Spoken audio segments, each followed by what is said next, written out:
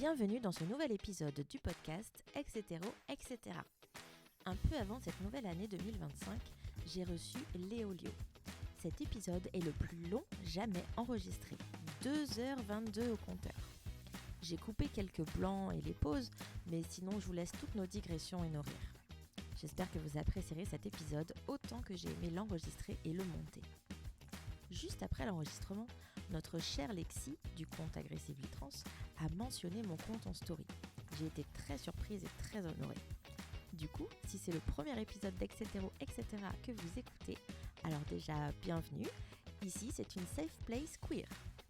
Je m'appelle Pauline, je suis queer, j'ai 36 ans, je suis une personne grosse, pansexuelle, demisexuelle et panromantique, handicapée par la fibromyalgie. Ici, ma ligne directrice est un format d'interview de personnes queer qui nous racontent des histoires positives. Parce que oui, on peut être queer et être heureux ou heureuse. Ah oui, et queer, ça veut dire pour moi hors de la cis-hétéronormativité et accessoirement en lutte contre le patriarcat.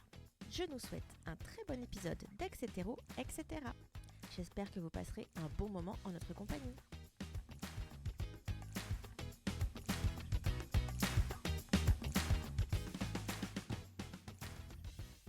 Je reçois mon invité du jour sur les conseils de Léo. Il se présente comme un poète-artiste couteau suisse, rat des champs dans la ville. Je pense qu'on va avoir plein de choses à se dire. En ce temps des fêtes, je l'accueille comme un cadeau. Bonjour Léolio. Bonjour, Ça va? ça va et toi? Ça va. Est-ce que tu peux nous donner ton prénom et ton ou tes pronoms, s'il te plaît? Léolio, il y a besoin de l'épeler ou pas? Non, c'est bon. Vas-y. Super. Pourquoi c'est chiant de les plaire? On me le demande beaucoup. Ah ouais? Ouais, mais en fait, que ce soit mon prénom ou mon nom de famille, les gens ils ont pas l'air de comprendre que ça s'écrit comme ça se prononce. On me fait beaucoup épeler. Et Ok. mes pronoms, il, surtout. Parfait. Voilà. Où est-ce que tu te situes dans la queerness, dans notre grande famille choisie LGBTQIA+, en ce moment? Bon, je suis trans. Ouais. euh, Pas binaire. Ok. Euh, j'ai arrêté d'essayer de me placer sur ce spectrum. En fait, ça m'intéresse plus de trouver un, une étiquette précise Mm. pour mon identité de genre. Être un mec trans, ça me va et je sais que je suis un mec trans pas binaire. Et puis après, je fais mes petites zinzineries genrées de mon côté. Euh, mais, euh, mais ouais, et puis je suis. Il y a le droit au gros mot ou pas? Bien Je sûr. suis PD. Voilà. Ah non, il l'a dit. Oui, bien sûr. On peut dire ce qu'on veut. On peut Ouais. dire merde, shot, PD. Y a pas de Let's problème. go. Bah, je Voilà. suis PD, gay, homo. Les trois termes m'intéressent de manière différente, Ok. mais j'ai plus tendance à dire que je suis PD. Ok. Mais je trouve que les trois, ils portent tous un truc très Ouais. différent et plein de connotations différentes pour la communauté. Et ils évoquent tous des trucs très spéciaux. Ouais. Et c'est quoi pour toi PD? C'est plein de trucs pour moi, PD. Il y a une sorte de... Comment dire c'est con à dire parce qu'il y a un truc un peu anticonformiste Hmm. alors qu'en fait c'est pas forcément ce que je cherche mais Hmm. oui il y a forcément le truc de se réapproprier l'insulte et Ouais. puis pour moi il y a un truc vraiment je sais pas, c'est un mot qui claque sous la dent, il a Oui. bon goût en bouche, PD. Ouais. Euh, j'ai écrit dans mon bouquin il y a un texte qui s'appelle PD et en fait je l'ai écrit, j'ai fait ok mais oui je suis PD en fait. J'ai écrit avant de réaliser que j'étais PD en fait. Ok. Alors j'ai longtemps je me suis longtemps dit bi ou pan parce que dans ma tête, il y avait une sorte d'injonction à si je veux être un queer parfait, forcément, j'ai pas de genre et j'aime tous les genres. Ok.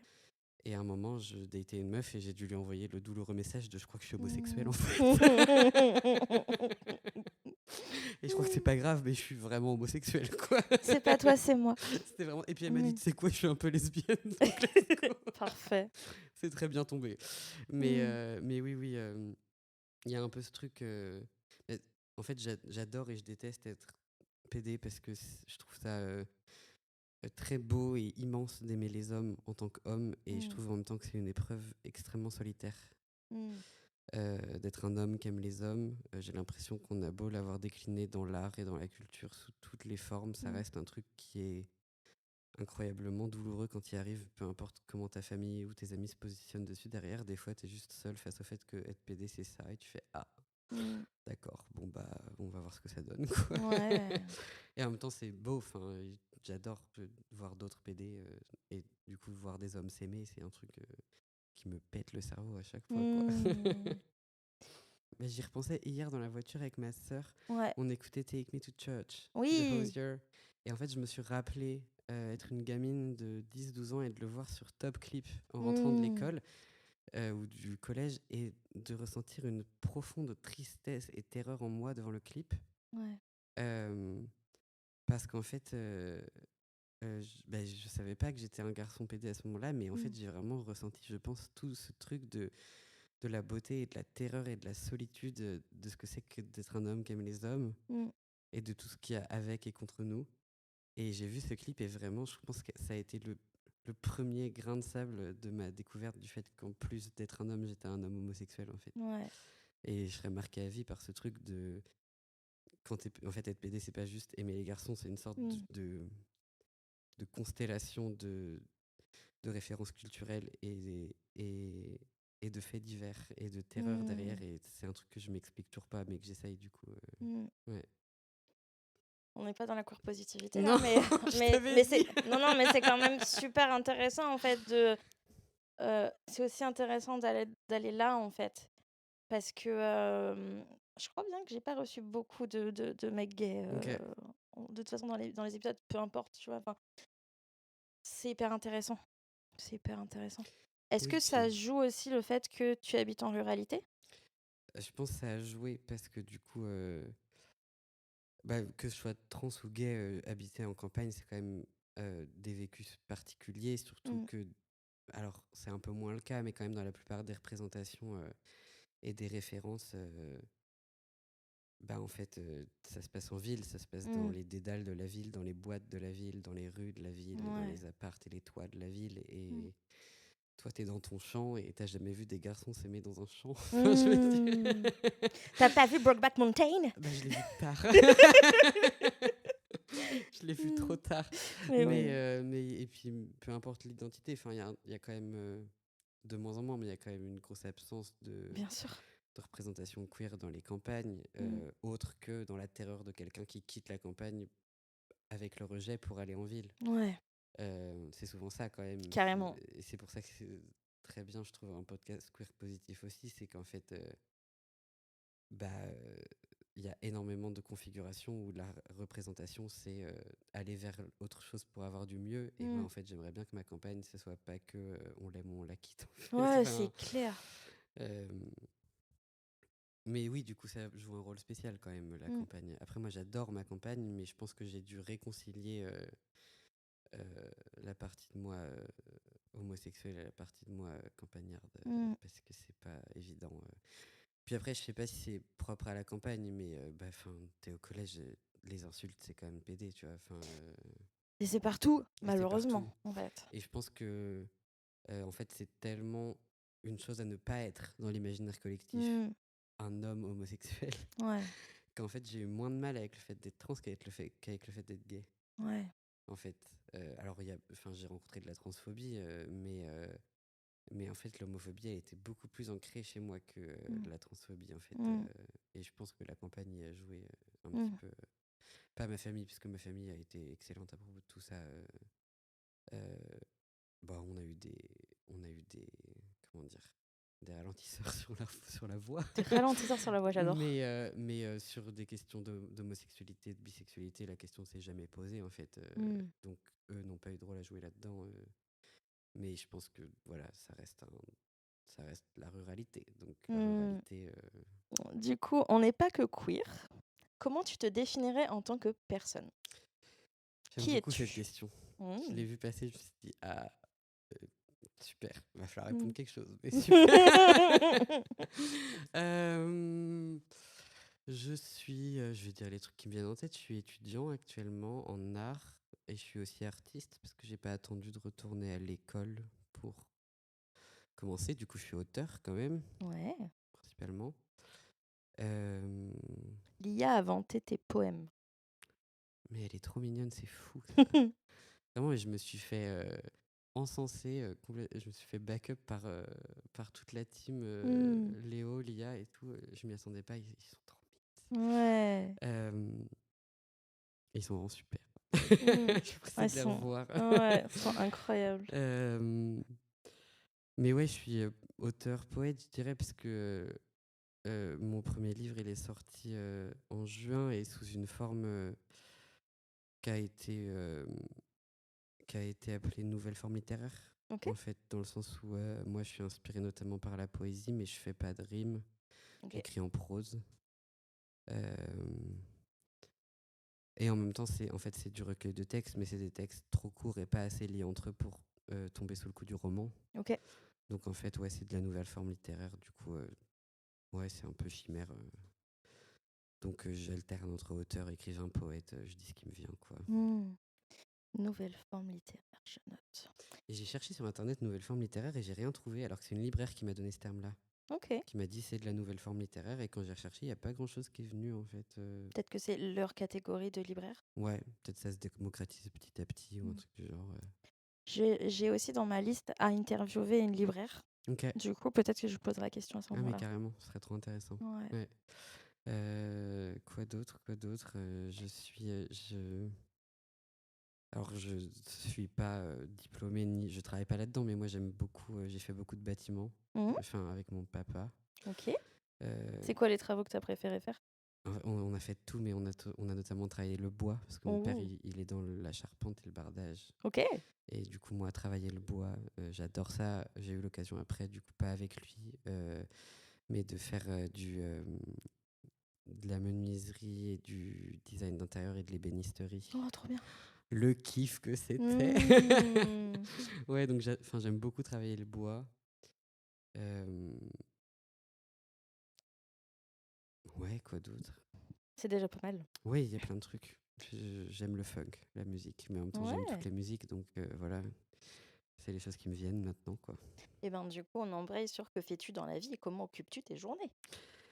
Alors là, en ce moment, je suis en vacances, donc Ouais. ça va. Donc Tu fais quoi pendant les vacances? je me repose, je passe du temps avec ma famille, je vais voir mes copains, je fais des courses. Ouais. Euh, Des courses, aller chercher les drives ou faire les courses avec un caddie ou marcher vite? je fais les courses avec le caddie. Ok. Ouais, Non, parce que ça veut dire plein de choses. Je fais des en mode courses. Tokyo Drift dans les allées, tu vois. Tu fais du caddie. Ouais, je Trop fais du bien. caddie, ouais, ouais. Ok. Ok, bah, je suis désolée, mais c'est ma passion. Moi aussi. Quand je suis arrivée dans ma nouvelle région, en fait, j'avais rien à faire. Ok, j'avais un petit bébé, tout petit bébé. Je savais pas où aller. Alors, j'ai écumé tous les centres commerciaux Il de faut la grande ville savoir d'à lequel côté. marche le mieux pour toi. Mais oui, c'est Donc ça. il faut faire des tests. Et puis, il faut occuper l'enfant, enfin le bébé. Mm. Faut me bouger moi. Ah bah attends, moi j'adore les magasins. Ah Mais ouais? genre les Super U, tu vois. Ok. J'adore les machins comme ça. Et puis, du coup, les rayons bricolage, les rayons fourniture, meilleure chose. Oui. Mais ouais, Voilà. c'est les magasins de bricolage. Parce que Ah encore ouais. tout ce qui est grande surface, ça dépend avec qui. Je fatigue vite quand même. La lumière, Mm, les gens, tout ça, ouais. voilà. Moi, j'adore faire les courses avec mon père. Ok. On a une liste, on est efficace. J'ai l'impression dans un film d'action. Il m'envoie, il fait tchic, tchic, tchic, comme ça. Toi, tu vas au rayon pain de mie et tout. Et à chaque fois, vraiment je drift dans les allées, quoi. Et j'adore ça. Et à chaque fois, mais vraiment, il y a ce truc où on sort du magasin et on dit le temps que ça nous a pris. En mode, Non, mais 29 minutes. C'est excellent. j'adore. Mais j'aime pas tout le temps faire les courses. Enfin, faut vraiment que je sois en mode efficace pour faire les Ok. courses. Par contre, les magasins de bricolage, Ouais. j'adore ça. Ouais, puis c'est Genre, l'inspiration, quoi. c'est mon safe, c'est ma safe place. C'est genre Ouais. le rayon menuiserie chez Leroy Merlin. Ok. Je peux rester dedans, je caresse les trucs, je suis un peu chelou en mode des tasseaux de 5 sur 5. Le bois était doux ici, mais un peu Ouais, moins doux il est là-bas. plus rugueux là, il a pas encore été poncé, c'est un truc de fou. Ouais. Ouais, ouais. Donc ouais, pendant mes vacances, j'ai fait quelques courses. Je conduis, j'adore conduire moi. Ok. J'adore ça, mais je pense que c'est un truc de gamin de campagne aussi. Bah, en fait, on conduit vite. Oui, et puis On n'a pas le choix. ben moi du coup j'ai conduit un peu tard pour un gamin de campagne Ok. et j'ai du coup longtemps eu cette frustration de si mes parents m'emmènent pas, je vais pas en soirée de toute façon. Ouais. Alors oui, Et parce que tu avais cette éducation-là, c'est tes parents qui te bougent et c'était ouais, pas tes amis qui te bougent. bah en fait mes amis ils avaient tous le même âge que moi, donc Ok. ils avaient des scooters ou rien. Ok. Et du coup j'avais un pote qui avait un scooter. Et deux casques. Et de casque. Ouais, c'est tout. Pas toujours. Si, il avait 2 Voilà. casques. Les enfants, on met un casque quand on va sur un scooter. mais, euh, mais, euh, mais j'ai beaucoup dû dépendre de mes parents pour bouger. Ouais. Et ils ont quand même eu la gentillesse et la grâce de m'emmener beaucoup à beaucoup Mmh. d'endroits. Ouais, non. Moi, Euh, mais c'est ma mère, c'était c'est moi qui te déplace parce que je veux pas que tu montes dans des voitures d'autres personnes. ok. Tu vois, Ouais. c'était ce truc de surprotection Ouais. et de voilà, je veux pas qu'il t'arrive quoi que ce soit, je préfère me lever à 1h du mat et venir te chercher à ta soirée, quoi. Bah, il y avait ce truc aussi. Bon, globalement, après, avec mes potes, on restait dormir, hein, quoi qu'il Oui, arrive. aussi Et bien. puis, vu que la plupart d'entre nous, on avait vraiment le même âge, Mmh. en fait, le permis est arrivé, on était majeur, donc il n'y avait plus trop ces questions-là. On se Ouais. débrouillait, on était sage sur ces questions-là. Donc, il n'y a pas tant eu le cas de figure de tu montes pas dans la voiture de quelqu'un que tu connais pas, parce qu'en fait, Mmh. on se connaissait, les parents se connaissaient. Oui, Donc, il y en avait un qui emmenait, l'autre ramenait, et puis voilà, ok. c'était calé. Mais du coup, j'ai eu mon permis il y a 1 an. Ok. À 20 ans, je l'ai passé à Rennes en plus, donc la ville du feu rouge globalement. Ah ouais, c'est ça? Bah, en fait, là où à Nantes, du coup, pas loin de là où je viens, il y a que des ronds-points. Ok. À Rennes, il y a que des feux tricolores. C'est pas vrai. Euh, bon, après, c'est pas impossible à apprendre, mais pour quelqu'un ayant grandi en campagne, Mmh. apprendre à conduire en ville, en vrai, du coup, c'était le bon challenge. Ouais, c'est Parce que sûr. du coup, je manœuvrais en ville, je suis arrivé en campagne, bah, voyons. J'ai été au festival de haut-parleuses à Rennes, là. J'étais choquée tellement il n'y avait pas de place PMR dans la rue. Ah oui, non, Il n'y en mais. avait pas. Et en fait, les seules qu'il y avait, ça se voyait qu'elles avaient été effacées pour mettre des places voitures électriques à la place. Ah, purée. J'étais choquée. Oui, parce qu'on ne peut pas être éco-responsable et pas validiste en même temps. Non, bah Ça non. marche pas. Alors là, récemment, j'ai vu un parking où il y avait une place PMR électrique dans un parking souterrain payant. Ok. Donc, ouais, quand même, faut quand même faire les sous. Mais en ville de Rennes, mais j'ai halluciné. Bah, déjà, Zéro juste place pour se PMR. garer tout court, c'est un enfer. Donc j'imagine même pas pour les places PMR. Non, quoi. mais laisse tomber. Enfin, c'est un enfer. Oh la vache. Et donc, pardon, revenons à Oui. tes feux tricolores. J'adore. Mais du coup, j'ai passé le permis à Rennes. Ouais. Et en fait, depuis, j'ai une petite voiture qui a le feu de Dieu en elle, j'ai l'impression. Rien ne la fera lâcher. Genre, c'est ma star. Et juste, je conduis, quoi. Je fais des kilomètres. Bon, je suis pas tout le temps en train de lâcher du CO2 dans l'oxygène, dans l'atmosphère, mais bah, en fait, la promo de mon bouquin, c'était moi dans ma voiture, quoi. Et Ouais. je sillonnais la Bretagne et c'était excellent, quoi. T'es J'ai allé où? adoré. J'ai fait Rennes, Quimper. Ouais. J'ai fait 2 fois Quimper. J'ai fait Nantes, j'ai fait Clisson, j'ai été à Redon et j'ai été à Mélionnec dans le centre de la Bretagne. Ok. Où est-ce que j'ai été autrement? C'est déjà pas mal. Ouais, carrément. Ouais. Et du coup, après, j'ai été à Alençon Ok. et purée, j'ai refait Nantes, du coup, parce que Nantes, je l'avais fait pour la Pride. Ok. Et là, du coup, j'ai été voir Les Vagues, la librairie queer des Vagues, Et qui ben, est c'est incroyable. Ouais, c'est celle que m'a recommandé Lia. Oui, Oui, tout mais à fait. ils sont super. Je Ok. les adore. Ils sont trop géniaux. Mmh. Donc, j'ai pu aller là. Bah, c'était en septembre, octobre, je sais plus. Bref, c'était il y a pas longtemps du tout Ok. que j'ai été les voir et c'était trop bien. Et ouais, globalement, ça a été la Bretagne, l'Ouest, quoi. Ouais. Et c'était bien. Ouais, t'as passé des bons moments. Ouais, de ouf. Ouais, moi, j'ai adoré faire la promo de ce bouquin. Trop C'était bien. trop bien. C'est quoi tes études Je exactement? suis aux Beaux-Arts de Rennes Ok. et je suis entré en première année. Je suis en reprise d'études, en fait. Ok. J'ai tenté les études à la fac il y a 3-4 ans, ça m'a pas plu. Et entre-temps, bah, j'ai vadrouillé, j'ai fait des trucs. Et là, j'ai repris des études aux Beaux-Arts de Rennes, du coup, et je suis en première année. Ok. Voilà. Et donc, mes journées ressemblent plus à... Pas faire des drifts dans non, Carrefour. non, pas faire des drifts dans Carrefour. Non. Bah, je suis à l'école, je travaille, quoi. Je Hmm. fabrique des trucs, je rédige des trucs. Et donc tu vis à Rennes l'année, quoi. Ouais, c'est Ok. ça. Et globalement, ouais, dès que je peux, je reviens vers Nantes, vers chez mes darons, quoi. Ok. Mais oui, la plupart du temps, je suis à Rennes et je fais globalement que ça, l'école. Enfin, après, je pense que ça va se libérer un petit peu, mais là, le premier semestre m'a un peu, pour être tout à fait honnête, passé au rouleau compresseur.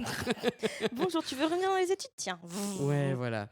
Du coup, là, j'étais pressée d'être en vacances. Ouais, tu Mais m'étonnes. mes études me plaisent beaucoup quand même. Cool. Ouais. Ouais, ouais, mais de toute façon, le premier semestre, trimestre, c'est vraiment dur. Enfin, on sort de l'été, on se prend ça, on se prend le froid dans la gueule, on se prend la plus longue période sans vacances. Ouais. Puis en plus, moi, ça faisait du coup 2 ans et demi que j'avais pas été dans un quelconque système scolaire Ouais, ou d'études. Et là, j'ai fait, ouh, ok, ouais. ok, c'est reparti en Oh, fait. dur. Ouais, ouais. Mm, Mais non, je suis content. En fait, je sais que c'est là où je dois être. J'ai mm, pas de doute sur ma place. Là où à la fac, j'avais aucun intérêt à rester parce que j'avais pas vraiment d'enjeu. Je savais que c'est pas là que j'allais faire ma vie et que j'avais pas vraiment envie d'être là. Donc le mm. moment est venu où ça m'a saoulé un petit peu. J'ai fait bon, et ben je me casse. Ok. Alors que là, il y a des trucs qui m'ont saoulé, mais je sais qu'en fait, il y a un vrai intérêt à ce que j'y reste. Mm, Donc ça reste intéressant et pertinent d'y être en fait. cool. Ouais.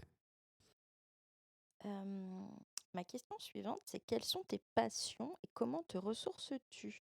Est-ce que tu veux rajouter des choses parmi tout ce que tu as déjà bien dit? Mes passions, en vrai, je sais pas si c'est une passion, mais c'est comme ça que je me ressource en tout cas. Mm. C'est que je regarde les 3 mêmes sitcoms en boucle depuis 6 ans. Ouais, vas-y, Voilà, The balance. Office, Community, Brooklyn Nine-Nine, je sais, ACAB, c'est pas grave. C'est plus par habitude qu'autre chose.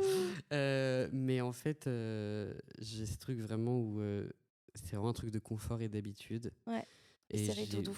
ouais, c'est vraiment tout doux. Et puis, je suis très attaché au rythme, au personnage. En fait, en vrai, je suis un peu un nerd de ces séries-là, quoi. Mm. Et du coup, là où j'ai pas peur d'essayer plein de trucs nouveaux dans la vie, vraiment à pieds joints, les sensations fortes, moi, ça va. Ouais, Par contre, du coup, je rentre le soir et je regarde The Office ouais. et je connais les scènes par cœur et je réchauffe un truc au micro-ondes et là, plus rien ne peut entrer dans ma bulle et c'est Ouais, comme ça que je recharge en fait. ok. Voilà. Ah, sur les trois, moi j'ai regardé que Brooklyn Nine-Nine. Vraiment, mais The Office et J'arrive pas. Community. T'arrives J'ai pas? essayé, je peux pas le cringe. Ok. Non, Bah, j'y les arrive pas. premières saisons sont dures à passer en cringe. C'est ce qu'on m'a Et dit. plus t'avances, en fait, plus tu t'attaches aux personnages, moins ils sont cringe parce que leur évolution est belle en vrai.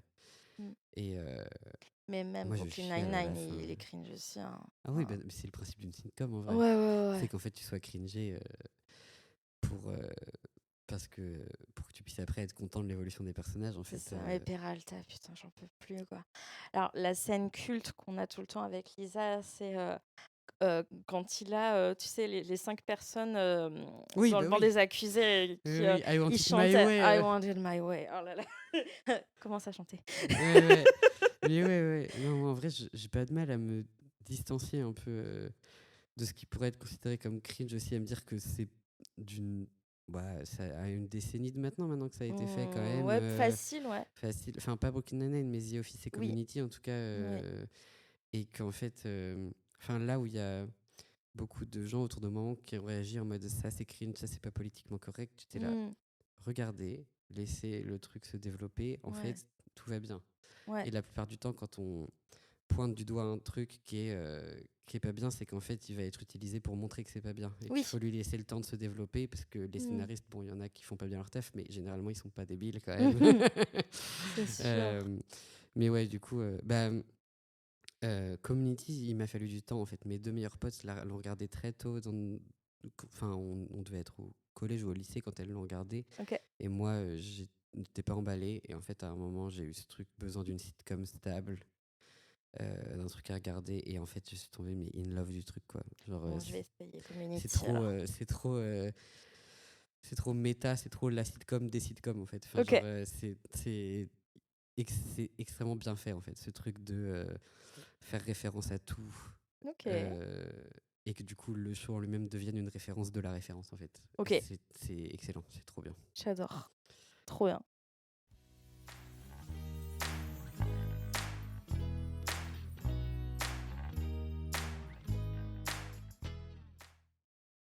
Ma prochaine question, c'est le début des questions un petit peu perso. Allez. Pourrais-tu nous raconter ton coming in quand tu as compris ton identité de genre et ou ton orientation sexuelle? Mon identité de genre, ça a été enfin, en y repensant maintenant, je réalise que ça a été petit à petit. À l'époque, j'ai eu l'impression que ça m'est tombé sur la tête comme Ouais. un sac de briques. Ouais. parce que j'avais juste 13 ans, donc c'était pas le moment de réaliser. Mm. Globalement, c'était pas le moment.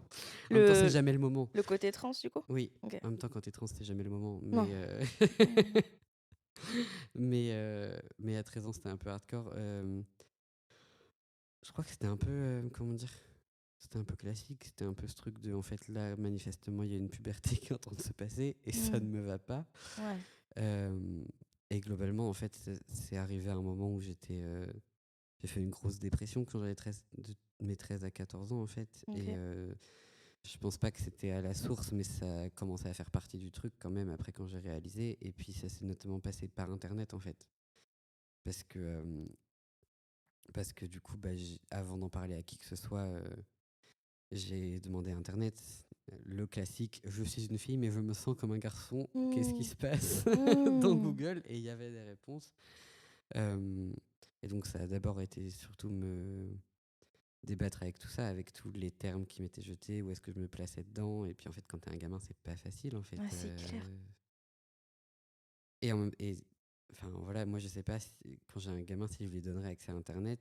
Parce que j'ai vu ce qu'Internet peut faire. Et en même temps, moi, j'ai été extrêmement heureux d'avoir accès à Internet. En fait, Mm. ça a été une partie essentielle de ma construction de moi et de ce moment où j'ai eu besoin de trouver des réponses que j'avais Mm. pas ailleurs, en fait. Mm. Donc ça a pas mal été lié à Internet, mon coming in, en fait. Et après, tout s'est passé sur Internet, en fait. Ouais. Tout ce truc de les premiers moments de me vivre en tant que garçon, de parler de moi au masculin, Mm. euh, c'était sur l'Internet des fandoms, en fait. Le Ouais. Tumblr de l'époque, quoi. Et c'est ancré vraiment dans cette culture du fandom, vraiment. Mm. C'est- et en même temps, c'est un truc qui se voit pas mal. Des gamins queer qui réalisent qu'ils sont trans avec leur personnage préféré ou parce qu'ils ont parlé à machin sur Tumblr, tu vois. C'est un récit assez classique au final. Mais moi, à ce moment-là, j'avais pas moyen de le savoir. Euh, J'adore comme tu dis que pour toi, ça, c'est classique. Et pour une autre personne, m'a dit, oui, mais moi aussi, j'ai découvert que c'était classique, comme d'autres, en fait. Je sais que j'étais un mec homo. Et puis, en fait, après, je réalisais que, bah non, en fait, j'étais un mec, en fait. oui, Enfin, non. oui, non, mais non, c'est pas Chacun classique. En a vrai, il son n'y a rien de classique. classique. Non, mais c'est clair. Chacun a son Ouais, ouais. classique. Et puis, moi, ce que tu vis là, je sais pas du tout ce que c'est. Je pense Tu vois. pour le coup, c'est vraiment très Oui, générationnel. complètement. Je pense que vraiment ma génération, pour le coup, Internet retrouve un rôle dans énormément des étapes de notre vie, en Ouais. positif ou en négatif, mais notamment sur des trucs de queerness Mhm. et de premiers moments de sentiment de communauté, peut-être. Surtout en Complètement. étant dans un truc rural, en plus. Surtout en étant en campagne. Moi, Internet, c'était ma ligne de sauvetage, quoi. Bah oui. Ouais, ouais. Euh, On n'a pas eu du tout le même rapport à Internet de toute façon. Donc, moi, bah, donne-moi. Enfin, ouais. vraiment, raconte-moi comment toi, t'as vécu ça. Enfin, ça me Bah, passionne, quoi. moi, Internet, vraiment, il y a plein de trucs où vraiment enfin, c'est comme tout, faut être nuancé dessus, mais en fait, en même temps, je suis pas du tout d'accord avec les gens qui sont à 100% pour et qui se posent aucune question, et en même temps, les gens qui sont entièrement contre, en mode c'est le diable, il y a que des. Mm. Enfin, en fait, Internet, c'est une richesse folle, et notamment sur ma génération, Ouais. il y a des œuvres bâties par des communautés.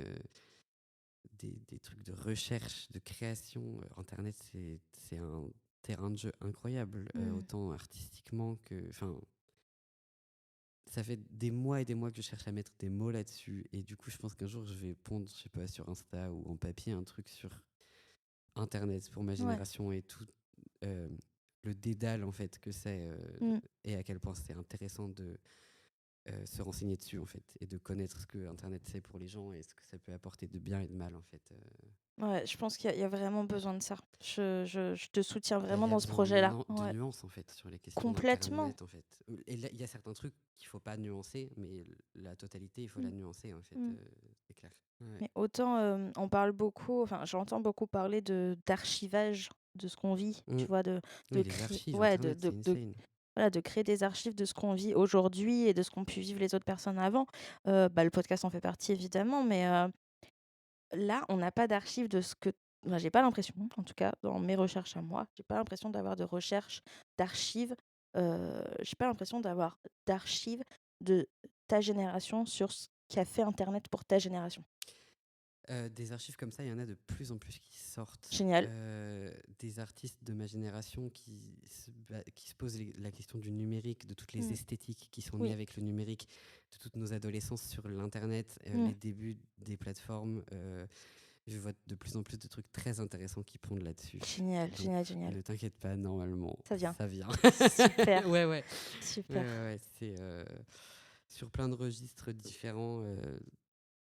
Il y a des archives qui arrivent et la question même de l'archive est très posée en fait dans ma génération sur Internet. La question de comment on archive une plateforme qui par définition est éphémère, Oui. des sites qui sont voués à disparaître. Comment en fait on fait archive avec ça, c'est une question qui est très présente et qui trouve plein de réponses qui sont tout aussi intéressantes que la question elle-même en fait. Ouais. En fait, les skyblogs, j'en ai eu, je crois, 5. J'ai essayé de faire un petit peu d'archivage dessus, largement avant qu'ils annoncent la suppression. Mais j'ai aussi accepté que c'était voué à disparaître à un moment, Ça fait partie en du fait. charme de la chose. Bien sûr. Et c'est marrant parce que j'avais un Skyblog qui marchait super bien Ah ouais, pour l'époque. En trop bien. fait, attends, tiens-toi bien. Let's go. Pour les plus jeunes, attention, comment on dit boomer en action? Rien que de dire comment on dit, voilà. Ouais. J'ai honte. Boomeuse en action, donc ouais, j'avais un blog qui s'appelait Photo Jolie Ok, et en gros, c'était des concours de photos ok, et donc je crois que c'était par semaine ou toutes les 2 semaines, je lançais un thème de photo et je recevais donc voilà, aujourd'hui on va travailler sur, le rétro ok. et ce qu'on appelle aujourd'hui vintage, mais à Ouais. l'époque c'était rétro et donc j'envoyais, un petit message en disant: «Bah, voilà, cette semaine on travaille sur rétro, prenez vos photos, envoyez-les-moi à telle adresse mail et moi je fais mon classement de mes préférés et de toute façon, sachez que vous serez publiés sur le blog à un moment ou à un autre». Trop Et donc génial. donc je publiais les 3 premières, puis après genre, tous les 3-4 thèmes et ben, je publiais toutes les autres Ah, que trop j'avais bien. reçues. Et franchement, c'était super cool. Je recevais vraiment beaucoup de messages pour une petite meuf de 16-17 ans, tu vois, Ouais, qui c'est gérait ça en génial. plus du lycée. J'étais OK et en fait, je me rendais pas compte que c'était vraiment important ce que je faisais, Mm. tu vois? Si, C'était un ça vrai s'ancrait travail, dans cette époque-là, en fait, mais complètement, dans ces plateformes-là. mmh, carrément et puis et personne, n'est au courant que je Oui, faisais ça. Autour de moi, personne n'était au courant. Même mes meilleures copines, elles le savaient pas, hein. Il y a une fois une copine qui l'a su parce qu'elle est tombée sur mon blog et j'avais pris une photo d'elle et sa meuf. En plus, attends, d'elle et sa meuf, ouais. tu vois? C'était en quelle année ça? On était en 2003, un truc comme Je suis ça. né cette année-là, moi. Chut, chut, je veux pas t'entendre. Je suis né en 2003. OK. Donc en 2003 à peu près, ouais 2002 j'étais en 4e donc ouais ça devait être 2002-2003 un truc comme ça. Personne n'est au courant et donc ma pote voit cette photo d'elle et de sa copine de dos, Ok, vraiment de dos, mais elles se tenaient la main, elles étaient vraiment identifiées comme meufs et 2 femmes ensemble et je crois que le thème c'était couple, tu vois? ok. Et du coup, elle m'avait demandé d'enlever cette photo, enfin, je dis: «Y a Mm. pas de problème, vraiment, Ouais, 0 problème, j'enlève cette photo». Même si personne sait que c'est vous, personne sait ouais. que ce truc existe, personne sait que c'est moi, tu vois? Encore une fois, il y a tout ce travail d'anonymat. Ouais, Genre, je travaille beaucoup sous l'anonymat. l'anonymat d'Internet, c'est aussi C'est toute une question. En fait, Mais c'est bien sûr! vaste. Tous les trucs horribles et incroyables que tu peux faire avec l'anonymat Ouais qu'Internet te donne et tous ces enjeux. Enfin, c'est et du insane. pourquoi l'anonymat, tu vois? Ouais, Ouais, c'est exactement ce que tu dis, tout ce qui est beau et tout ce qui peut être malsain dans l'anonymat. ouais, Il y a des fois où je suis là: «Vas-y, j'en ai marre, j'ai juste envie de dire j'habite dans tel endroit, ouais. avec telle grande ville, vas-y, j'en ai marre», tu vois? Mm. Et en même temps, bah, non et c'est aussi, avec les, contraintes qu'on crée le beau, Oui, oui, tu oui. vois? Internet, c'est tout ça. Bien sûr, C'est en slalomant, oui. en allant se caler dans les petits trous, les trucs qui ont été Mmh. oubliés, que tu bâtis en fait. Et Mmh. c'est assez insane comme truc. C'est ça. Ouais.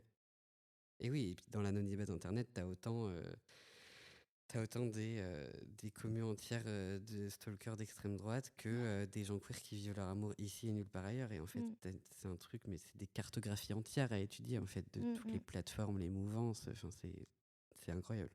Et je crois qu'il se passe vraiment plein de trucs où, j'en avais 0 connaissance. Genre, ma copine Margot qu'on entend sur un des premiers épisodes, qui me raconte la cartographie géopolitique là, Ouais. des pixels là. Ah, Oui, Non, mais la guerre des pixels. la guerre des pixels, j'ai halluciné ce truc. Mais en fait, le truc d'Internet, c'est qu'en plus, des trucs gros comme ça, c'est associé à des plateformes différentes. Donc tu peux déjà connaître plein de plateformes très bien, et si t'en manques une, en fait, tu loupes, mais ce qui serait considéré comme des dates impossibles à ignorer de l'histoire d'Internet, en fait. Des trucs vraiment ultra importants. Et en fait, c'est vraiment, des strates, une société, une cartographie, en fait. Et c'est assez fou comme truc. Moi, quand j'étais ado, 13-14 ans, j'avais une page fan Harry Potter sur Instagram. Pareil, anonyme et tout. Ok. Et en vrai, j'avais masse d'abonnés parce que je crois que là, tu vois, j'ai mon compte d'auteur et d'artiste et j'ai toujours pas le nombre d'abonnés que j'avais à l'époque. Ah oui. Ouais, c'était un gros truc. J'avais même fait gagner. Genre, j'avais fait un concours, tu vois. Ouais. Et c'est comme ça que j'ai rencontré mon ex, ma Ok. première copine. Ok. Donc à l'époque, on était 2 filles ensemble. Ok. Parce que j'ai réalisé que j'étais trans à mes 13 ans, mais j'ai transitionné à 18 ans. Donc entre-temps, Ok. il y a eu des hauts et des bas, du rétropédalage. Donc j'ai brièvement été une meuf bi, j'ai été lesbienne, j'ai été non-binaire, puis transmasque. Elle en avait rien à faire. Ça Je suis marchait. là, ça va. Voilà, ça marchait. Mais ouais, je l'ai rencontrée sur Internet, ma première copine. Et il y avait quand même ce truc, du coup, de petites meufs queer qui se rencontrent sur Internet, en fait. Et aussi sur ce truc de relation à distance, Ouais. qui est ancré dans beaucoup de relations queer, notamment chez pas mal de lesbiennes. Internet joue un rôle incroyable. Du coup, il y a clair. des communautés entières et des archives de générations d'amour queer qui se trouvent sur Internet. Et c'est incroyable comme truc. C'est passionnant. Ah, c'est clair. Je repense à un amour internet que j'ai eu aussi où c'était quand ça? 2003. Ouais, 2003, un truc comme ça. Et puis, c'est pas les mêmes Internets pour toi et Ouais, pour moi. c'est ça, c'est Parce que moi, du ça. coup, mon Internet, c'était plus 2013-14, Ouais, mes premiers pas sur Internet. ouais. Moi, Et du coup, ça 2003, ça avait n'a rien déjà à voir. changé, Mais en fait. complètement. Complètement, quoi. Et puis, tu vois, ce truc de liberté que toi, tu as eu, rencontrer ta meuf et tout.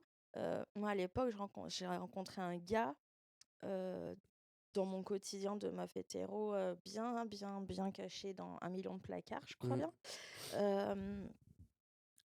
Où ce mec-là, il venait de l'autre côté de région parisienne. Moi, j'étais de mon côté, de région parisienne aussi. Et en fait, nous, alors, moi, ma génération, c'était attention Internet, Ah tu ben, vois. la mienne un peu aussi, en vrai, quand même. Ouais. Ouais, Mais c'était vraiment genre, le gars, il venait chez moi. Enfin, on s'est rencontrés dans un parc ok. avec personne. Ah, t'inquiète, je l'ai pas dit à ma daronne, hein. Bah oui. Voilà. Tu vas rencontrer un inconnu. Ça se Ouais, trouve, il a 45 ans, c'est un gros violeur. Enfin, j'en sais rien, tu vois. ouais. Non, non, c'était un mec ok, avec tous ses soucis à lui et qui m'a permis aussi de rencontrer plein d'autres gens derrière. Mais oui, enfin, on avait cette peur c'est de l'inconnu, quoi. Et puis, en fait, bon, le danger est quand même toujours très présent sur Internet. Et Oui. moi, je vois comment j'ai évolué sur Internet à l'adolescence. Mm. Et en tant que futur parent, je me dis, ah, mais c'est pas possible, en fait. Ok, alors, Euh, vas-y là. En fait, mais j'ai l'impression que quand même, ça s'améliore. Le rapport à ce truc de rencontrer des gens est différent parce que je pense que quand toi, tu étais sur Internet, il n'y avait pas autant de facilité à vérifier l'identité d'une personne. Oui, C'était jamais sûr à 100%, il y a toujours plein de risques. oui, Mais moi, globalement, quand j'ai rencontré ma meuf de l'époque sur Internet, ouais. on était sur Instagram, on s'envoyait des photos, des vidéos, on s'appelait au téléphone très vite, sans être naïf ou rien du tout. J'ai quand même eu aucun doute que c'était bien elle que j'avais Ouais. et pas un camionneur de 45 ans au bout du fil. Euh, et mes parents se sont un peu détendus dessus aussi quand je leur ai Ouais. vraiment partagé des preuves pour le coup, quoi. Ouais. Mais Mais c'est vrai autant la que. génération, excuse-moi, Vas-y. la génération de tes parents, ils ont été un peu formés à Internet, tu vois. Ils ont été adultes avec Internet. Moi, Ouais, la génération de ma mère n'a jamais connu bah Internet oui. comme moi je l'avais. Enfin, j'en savais beaucoup plus qu'elle sur Internet parce qu'elle, elle l'utilisait pas déjà, tu Oui. vois. Donc en fait, elle savait même pas quoi vérifier. Non, mais c'est ça. Elle savait pas qu'il y avait des trucs à vérifier en fait. Exactement, exactement. Non, moi Donc, mes non, parents. ça me passionne aussi, cette génération de tes parents, ou comment ils ont géré ton rapport à Internet, et comment toi, tu vas gérer le rapport Internet à Mm, tes enfants, et moi, comment je gère le rapport Internet à mon enfant, tu vois. mm. Enfin, Oui, parce que mes parents ils sont devenus adultes dans les années ouais, 90, début des années 90, et du coup, en effet, bon. Internet est surtout arrivé sur leur trentaine, Ouais, et puis surtout dans le milieu du travail, en et surtout plus. dans le milieu du travail. Ouais, Et du coup, ils sont en aucun cas ignorants d'Internet, bien sûr, mais on voit quand même une séparation entre leur génération et la tienne, pour le bien coup. sûr.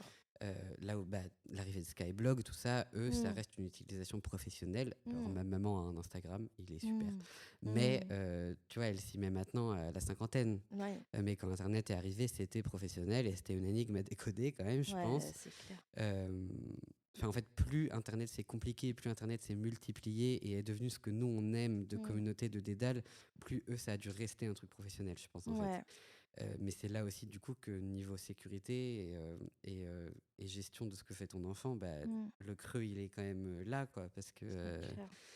Parce qu'en fait, tu vis pas le même Internet, donc tu sais même pas de quoi tu dois les protéger, en fait. Mmh, complètement. Mm. On digresse beaucoup et j'adore ça. Ouais.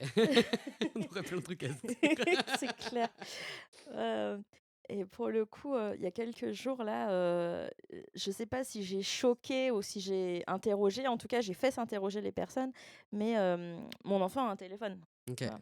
Mon enfant a un téléphone, elle a 6 ans, je lui ai donné mon ancien téléphone, mais elle y a pas accès comme ça, Oui. tu vois? En fait, elle écoute des podcasts le soir pour s'endormir, elle écoute Envolé Comté, coucou Envolé Comté, heu et en fait, elle a une enceinte qu'on appelle la Boom Boom, parce que la Boom Boom. Et en fait, son téléphone, on le garde nous. Elle choisit quel podcast elle met. On prend le téléphone et elle garde que l'enceinte, tu vois. En fait, tout dépend toujours de Bien l'utilisation que tu en fais. sûr, mais bien sûr. Et là, tu vois, elle a découvert les jeux sur le téléphone. Ok. Et bah, elle est en train de jouer à Gabi Chat sur le téléphone, tu vois, la maison Gabi, voilà. Et puis en fait, il y a quand même beaucoup de gens qui traitent ça comme un drame. Ouais, Mais en fait, c'est vraiment, comme toujours, une question de nuance. Enfin, à bien un sûr. moment, c'est l'utilisation que tu en fais, c'est le temps que l'enfant y passe, c'est les choses qu'elle va y voir. Enfin, Mmh, en fait, Internet, c'est comme tout. Il y a du bien très sûr. bon à prendre et du très mauvais à prendre. Mmh, Et tu peux pas tout jeter dans le même sac. Et puis, en fait, un truc que pas mal de parents ont l'air de pas vouloir comprendre et de se battre contre ça, c'est qu'en fait, mmh, maintenant, Internet, c'est le monde réel. ouais. C'est-à-dire qu'en fait, les enfants qui naissent maintenant, la réalité physique sera Mmh, autant leur réalité que ce qui se passe sur Internet, mmh, autant professionnellement que personnellement. bien sûr, Enfin, en fait, il n'y a pas de mystère. Si je passe du temps sur mon téléphone, c'est que quand même l'essentiel de ma carrière est en train de se construire dessus. bien sûr. Et qu'à côté aussi, l'essentiel de mon activité artistique, qu'elle soit liée à ma carrière ou pas, l'essentiel de mes références culturelles, des gens Mmh, avec qui je parle, ça se passe dessus. ouais. Et en fait, il y a plein de problèmes qui viennent de Mmh, ça. Mais on ne pourra pas les régler si on fait l'autruche sur le fait que maintenant, Internet, il est là pour rester, mmh, globalement. c'est Et clair. que si on prive les gens de ça, on les prive quand même d'une part de la société et du monde actuel, en fait. Mmh, Et, euh, et du coup, enfin, tu prends le problème sous un tout autre angle une fois que tu as mmh, pris conscience de ça. Et que, en effet, c'est pas une interdiction complète qui va marcher, c'est. mmh. euh, En fait, oui, si ton enfant va sur Internet, tu vas être obligé de lui parler de comment faire des décisions intelligentes, de qui est Ouais, dangereux. Tu vas lui parler de sujets compliqués, de discrimination, de mmh, pédocriminalité, peut-être. Mais en bien fait, sûr. de toute façon, tu aurais dû lui en parler, en fait. De toute façon, à un moment, ça va sortir. Voilà, à un moment, que ce soit Internet ou autre chose qui te pousse à lui en parler, Mmh, tu l'éduques dessus et c'est ça l'important. mmh, Et en fait, Internet, ça devient a means to an end. En mmh, mmh, anglais, ça mmh. devient la raison de parler de ces sujets-là. Bah Mais oui. il y a des nouvelles formes de trucs super, il y a des nouvelles formes de crimes qui se développent sur Internet. Mais Oui. de toute façon, ça aurait été des sujets de société à évoquer. En fait, tu fais Mmh, de la prévention, mais mmh, parce que de toute façon, tu peux plus faire autrement. Enfin, ça mmh. fait partie des choses à faire maintenant. C'est clair. Là, tu vois, mon enfant, je l'avais inscrite une association qui fait comment ils appellent ça? Un mercredi par mois, des stages nature où en gros, ils sont dehors et puis, ils vont fabriquer une cabane à oiseaux ou Ouais, un je faisais machin. ça quand j'étais gamin. Voilà. Ouais. Et ben, tu vois, la dernière fois, je les ai accompagnés parce que la nouvelle animatrice, ouvrait aux parents. Ok. Et en fait, ben, voilà, j'étais la seule, parent à être là et j'étais avec elle, et avec il y avait une douzaine de gamins et ils construisaient donc un gîte pour des petits mulots, enfin, Trop voilà. bien. Trop mimes, tu vois? Sauf que la meuf, et ben, on avait des morceaux de bois à assembler avec des clous, Ouais. donc pas de problème. On avait des enfants de 6 à 10 ans à peu près, 6 9 je dirais. Et on n'avait pas de plan.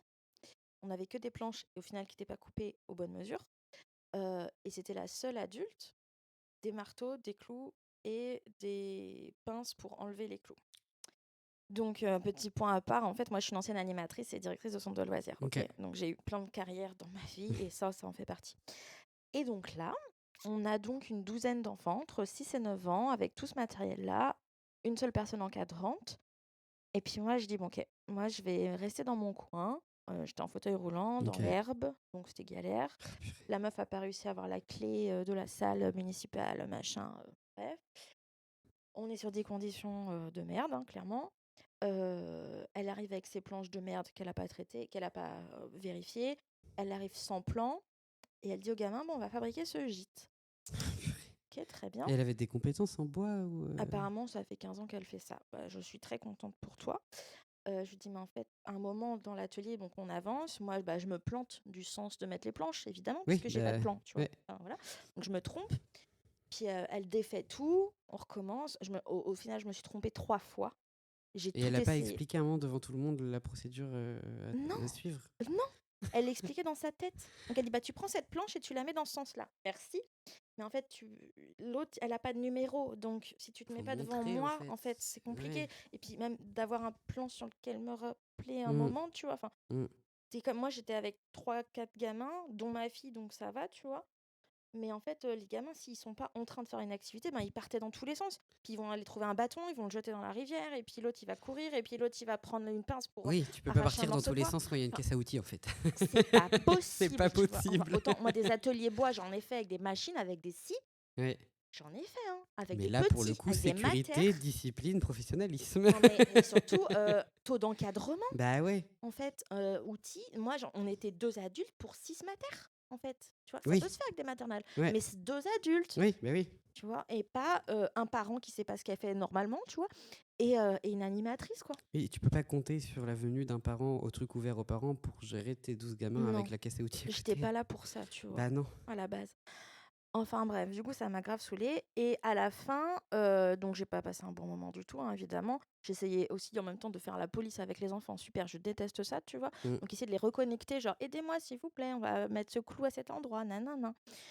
Et, et à la fin, donc, elle explique, bah, de toute façon, et puis elle réfléchissait à haute voix, puis elle disait, ouais, bah, de toute façon, on a rempli les objectifs, hein, parce que l'objectif, c'est d'être dehors et de faire des activités dehors, parce qu'aujourd'hui, les enfants d'aujourd'hui ne passent plus de temps dehors. Oh, purée. Et alors là, je crois que c'est à ce moment-là où j'ai pris la décision qu'on n'y reviendrait plus à cet Ok. endroit-là, en fait. Tu vois. Non, mais c'est trop simple de penser comme ça et de faire ça pour le faire. Cet assaut est lancé pour cet objectif de faire passer plus de temps dehors aux enfants. Tu peux pas juste. Enfin, tu peux pas traiter un problème que tu viens de t'inventer en fait. Non, mais c'est Enfin, ça. Et puis en fait, les enfants qui sont là actuellement, c'est pas leur quotidien. Bah non. Les enfants qui sont là actuellement, bien sûr qu'ils passent du temps dehors, ils ont entre 6 et 9 ans, ils sont en train de faire du vélo, on a tous des jardins, on habite à la campagne avec que des jardins, avec des animaux, des chiens, des chats et tout. Bah, évidemment que les enfants, ils passent du temps dehors, ils ont des parents à cet âge-là qui leur permettent de faire des trucs dehors, ils ont des activités, ils font des choses. C'est pas la génération d'Internet comme moi je l'ai connue, où on découvrait Internet, où oui, on restait beaucoup enfermés Mm. parce que on avait besoin de découvrir tout ça et que on était dans la ville, encore une fois, tu Ouais. vois. Enfin, Et ça surtout n'a rien à en voir. milieu rural du coup. Mais bien sûr. Enfin, moi du coup j'ai quand même passé du temps sur internet, pas enfant mais pour le coup mes jeunes ados. Mais jeune ado, c'est normal. Mais là, c'est Et, pas la cible, et tu puis, et vois. puis c'est pas la suite. Et puis en fait j'allais quand même dehors. Enfin, en fait tu Bien peux avoir les sûr. deux. Mais bien sûr, tu peux avoir la deux. Et puis Et je dirais même que c'est pas grave d'avoir un peu plus de l'un ou un peu plus de l'autre de temps en temps. non, mais c'est clair. Et puis en fait, si tu veux faire sortir les enfants, c'est pas les. Pardon. Tu veux faire sortir les enfants, c'est pas les enfants de 6 et 9 ta cible. Ça va être les ados à faire sortir dehors. Oui, Parce que si ton problème, c'est de faire sortir les jeunes enfants, enfin, de faire sortir les enfants de chez eux, ça va être les ados. Ça va pas être les enfants. oui, c'est clair. Donc, tout est problématique. Enfin, ce moment m'a vraiment saoulée. Et tout ça pour arriver à. C'est pas un problème que les enfants et que les jeunes passent du temps sur les écrans, en fait. Bah Merde. non, Tu il vois. faut Encadrer un minimum, du savoir temps. comment ça se passe. Bien sûr. Mais tu peux pas juste. En fait, et puis plus tu vas interdire et barrer ce monde comme un impossible, plus ils vont y aller avec moins de sécurité. Bien sûr. C'est comme tout, en fait. Enfin, plus tu leur dis de pas le faire, plus ils vont le faire. Bien sûr. Je suis complètement d'accord avec toi.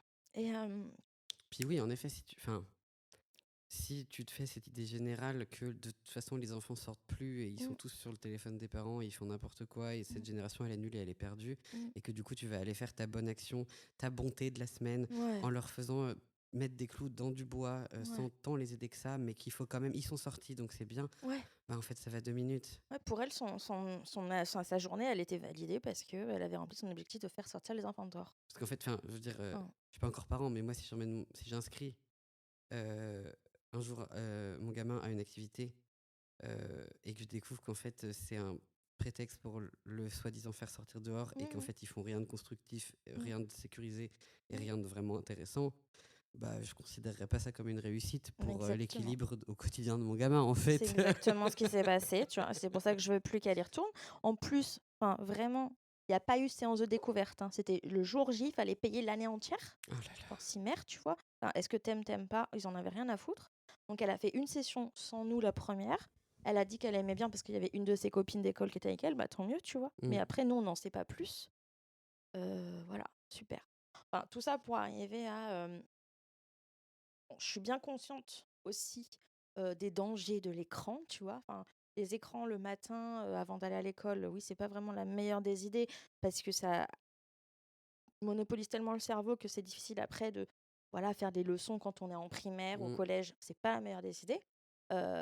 Par contre, donner un peu de temps d'écran, chaque jour ou chaque week-end, why not, en fait? Et parce que de toute façon en fait ça peut pas se passer autrement donc On autant n'a que pas ça le se choix. fasse bien.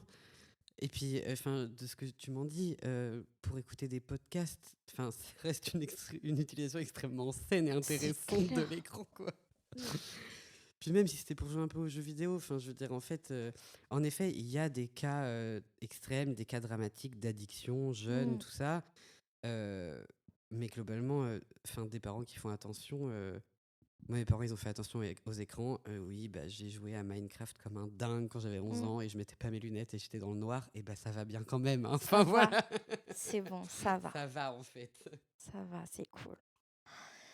Hein, toute cette digression autour de On est l'écran, c'est parti loin. passionnant. Ouais, ça m'éclate et j'en ai encore plein sous le talon là, tu vois, Mais qui de me toute façon, moi, vient, tu me mais lances sur le sujet d'Internet. Mais genre, on est là encore demain soir, hein. il y a pas de problème. Ah là là. Non, mais c'est génial. Je regarde dans mes questions, mais alors, je sais plus où on en est, mais dans le coming in, donc c'est Coming in, grâce ouais, à c'est là où Internet, j'ai lancé voilà. Internet, ouais. Donc coming in Internet. Je peux reprendre le Vas-y, coming in. vas-y. Donc tu as commencé à utiliser ton pronom masculin. Ouais, sur Internet un Ok, peu au début, et puis à me renseigner sur la transidentité. ouais. Et puis juste à trouver des trucs auxquels je pouvais relate, en fait, Hmm. à projeter quand même sur des personnages, parce que moi j'étais un ado qui a été dans l'internet du fandom, en fait, dans Ouais. l'internet Est-ce du que tu peux fan art et de expliquer la un peu ce que c'est, fanfiction. fan, Fandom, c'est comme ça qu'on appelle une communauté qui se réunit autour souvent d'une série ou d'un livre, en tout cas d'une œuvre d'un fictive? média en fait, Ouais, ok. d'une œuvre fictive. Et du coup, c'est tout le petit écosystème qui va graviter autour des fans de cette œuvre en fait. C'est-à-dire Et, les dessins, les écrits, toutes les créations de fans en fait. ok. Et toi, t'étais sur lequel? Sherlock, BBC. Ah, ok. Ouais, ouais, ouais. Ok. J'en avais plusieurs, mais notamment j'étais un grand fan de Sherlock quand j'étais ado. Ok. Et j'ai notamment vécu l'arrivée sur Internet via le fandom de Sherlock. Ok. Et du coup, bah, en fait, au final, sur les fandoms, les questions queer, elles étaient déjà partout parce qu'il y avait quand même beaucoup de gamins LGBT en perdition sur Internet qui étaient dans ces fandoms-là, En perdition. en perdition Oh, dans les vos âmes en internets. perdition. En mal de tout. Mais du coup, en fait, ouais, ben, j'ai découvert pas mal de termes pour qualifier des identités queer via le fandom, en fait. Mm. Parce que bah, je pense des gens pas vraiment plus vieux que moi faisaient des fanarts, écrivaient des fanfics Mm. où nos personnages qu'on aimait bien, ils étaient ces identités-là parce qu'il y avait besoin de se retrouver là-dedans. Et donc vraiment, vraiment, moi, je me suis construit au début sur ce premier coming in, Mm. vraiment via ce truc de se créer une sorte de représentation un peu secrète sur Tumblr, sur les sites de fanfiction, Trop bien. parce qu'il y en avait besoin et parce que parce qu'on commençait à trouver des réponses Mm. sur tout ce qu'on ressentait voulait dire, et que du coup, bah, il y avait vraiment ce truc, ce besoin, mais que je pense que tout enfant ou adolescent a un moment de projeter. Ouais. Et du coup, en projetant, de pouvoir retrouver après dans une figure qui est réconfortante, quelque chose qui t'appartient à toi, en fait. Mm. Donc ouais, c'était Internet, mon premier coming in. Après, c'est sorti d'Internet quand même parce que Comment tu l'as fait sortir d'Internet? je sais pas si je réalisais, je sais pas si c'est la gravité ou le danger, mais ce que ça représentait de dire quand t'as 13 ans à quelqu'un, je suis trans en Mm. campagne. Après, c'était pas aux adultes, mais très vite, j'ai lâché ça à mes copains sans préambule, quoi. Ok. Genre vraiment en mode, by the way, peut-être un garçon en fait. Et au final, bah, ça a pas posé. Enfin, mes potes étaient. Ils savaient ce que ça voulait dire? On s'est éduqués les uns les autres sans trop de problèmes. Ok. On n'a pas tous été sur Internet. On a tous été sur Internet, mais pas sur les mêmes endroits. Oui. Aux mêmes endroits. Mm. Moi, j'étais dans ce truc du fandom. J'ai d'autres potes qui étaient vraiment dans le gaming, Ok. pour le coup. Donc, plus sur YouTube, par exemple. Ok. Donc, c'était vraiment. Bah, c'était pas les mêmes lieux, c'était pas les mêmes Code. codes, c'était vraiment pas les mêmes galaxies d'internet en fait. Ouais. Et du coup c'était aussi très cool parce qu'en fait on avait du langage en commun, Oui. pas forcément les références. Mm. euh, mais donc ça n'a pas été compliqué de les éveiller à ça. Mm. Et au final ça leur a été plutôt utile parce qu'il y a plus grand monde d'hétéros dans mes cercles de l'époque, hein. Quoi? Non, sérieux. Mais ouais. Et en fait ça a pas trop fait de vague auprès de mes copains. Bon, enfin, le sujet même de la transidentité n'a pas été compliqué. Après, en fait, c'est une période tumultueuse, l'adolescence. Ouais. Et puis, j'étais vraiment en dépression, j'étais pas bien. Enfin, voilà, c'était une période très compliquée pour moi. Donc, ça s'est ancré dans un truc où, avec mes amis, c'était pas évident, mais c'était pas parce que j'étais trans, c'était parce que j'avais un La peu envie de puberté, quoi. canner, quoi. Enfin, voilà, en Ouais. fait. Et Ouais. juste, c'est compliqué à gérer quand t'es ado. Ouais. Et que globalement, tu fais partie d'un groupe où tout le monde va mal et que, bah, t'as 14 ans, donc personne a de notion de care et Mm. d'urgence. Et de comment on prend soin des gens sans s'effacer soi, c'est normal. En fait, c'est à ce moment-là que tu apprends. Mm. Mais du coup, c'est plus ou moins galère comme période. Ouais. Donc, avec mes copains, ouais, ça s'est ancré quand même dans un truc de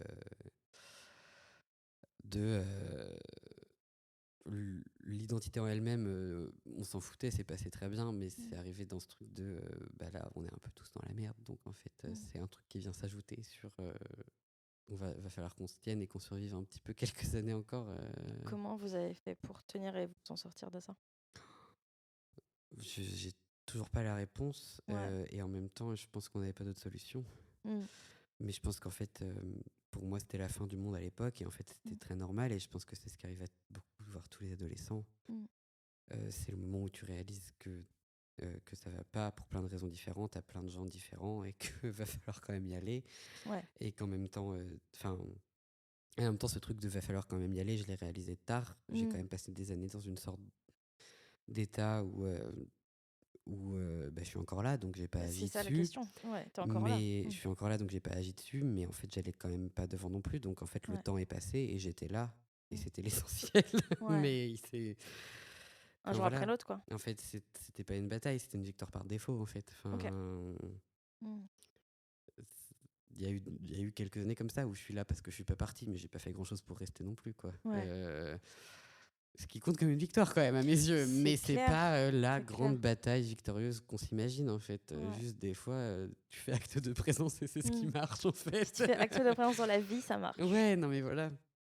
Et je pense qu'il y a pas de, il y a pas, je sais pas si j'identifierais comment on a réussi à s'en sortir. On est juste passé d'adolescent à adulte. Mm. Enfin, déjà de jeune adolescent à plus vieux adolescent en fait. Je pense Mm. que tu passes la barre des 15 ans déjà. Ouais. Il y a des trucs qui se calment. Ouais. T'as des nouveaux trucs chiants qui arrivent. Mm. Mais moi, en fait, c'est l'époque où je suis rentrée au lycée. Si, bah voilà, ça quand même, ça a été bien. Je suis rentrée au lycée et en fait, j'ai rencontré d'autres personnes queer, Ah. où du coup, globalement, on s'est apporté des mots. J'étais quand même le premier à assumer une transidentité vraiment comme ça. Je sais pas comment j'ai fait maintenant, je serais dans les mêmes conditions, au même âge, mais j'étais vraiment là en mode aucune peur de le dire, quoi. Mm. Pas aux gens de mon âge en tout cas. Et même pas trop au lycée. Dans la famille, c'était différent, mais voilà, aucune conscience des conséquences, genre. Mais très bien. Hein. Excellent.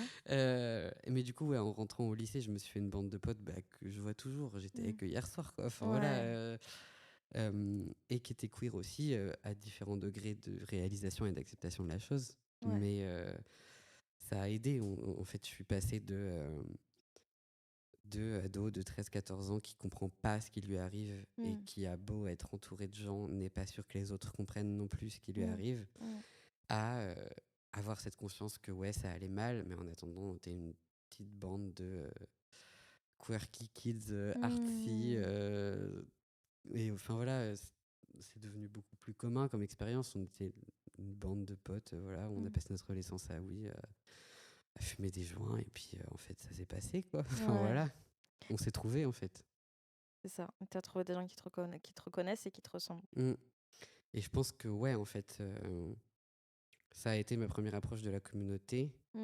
Et du coup, comment dire, elle a pas été si évidente à reproduire après, voire pas possible à reproduire après, parce qu'en fait, c'était plus comment dire, il y a eu collision entre nous parce qu'on était à la campagne et qu'on se ressemblait et qu'on avait besoin et j'ai jamais ces conditions se sont jamais rassemblées après en fait. Voilà, c'était aussi spécial grâce à ça en fait. Et du coup, cette première approche de la communauté est très vite devenue juste la manière dont j'ai rencontré mes meilleurs copains. Et du coup, il a fallu redéfinir communauté derrière.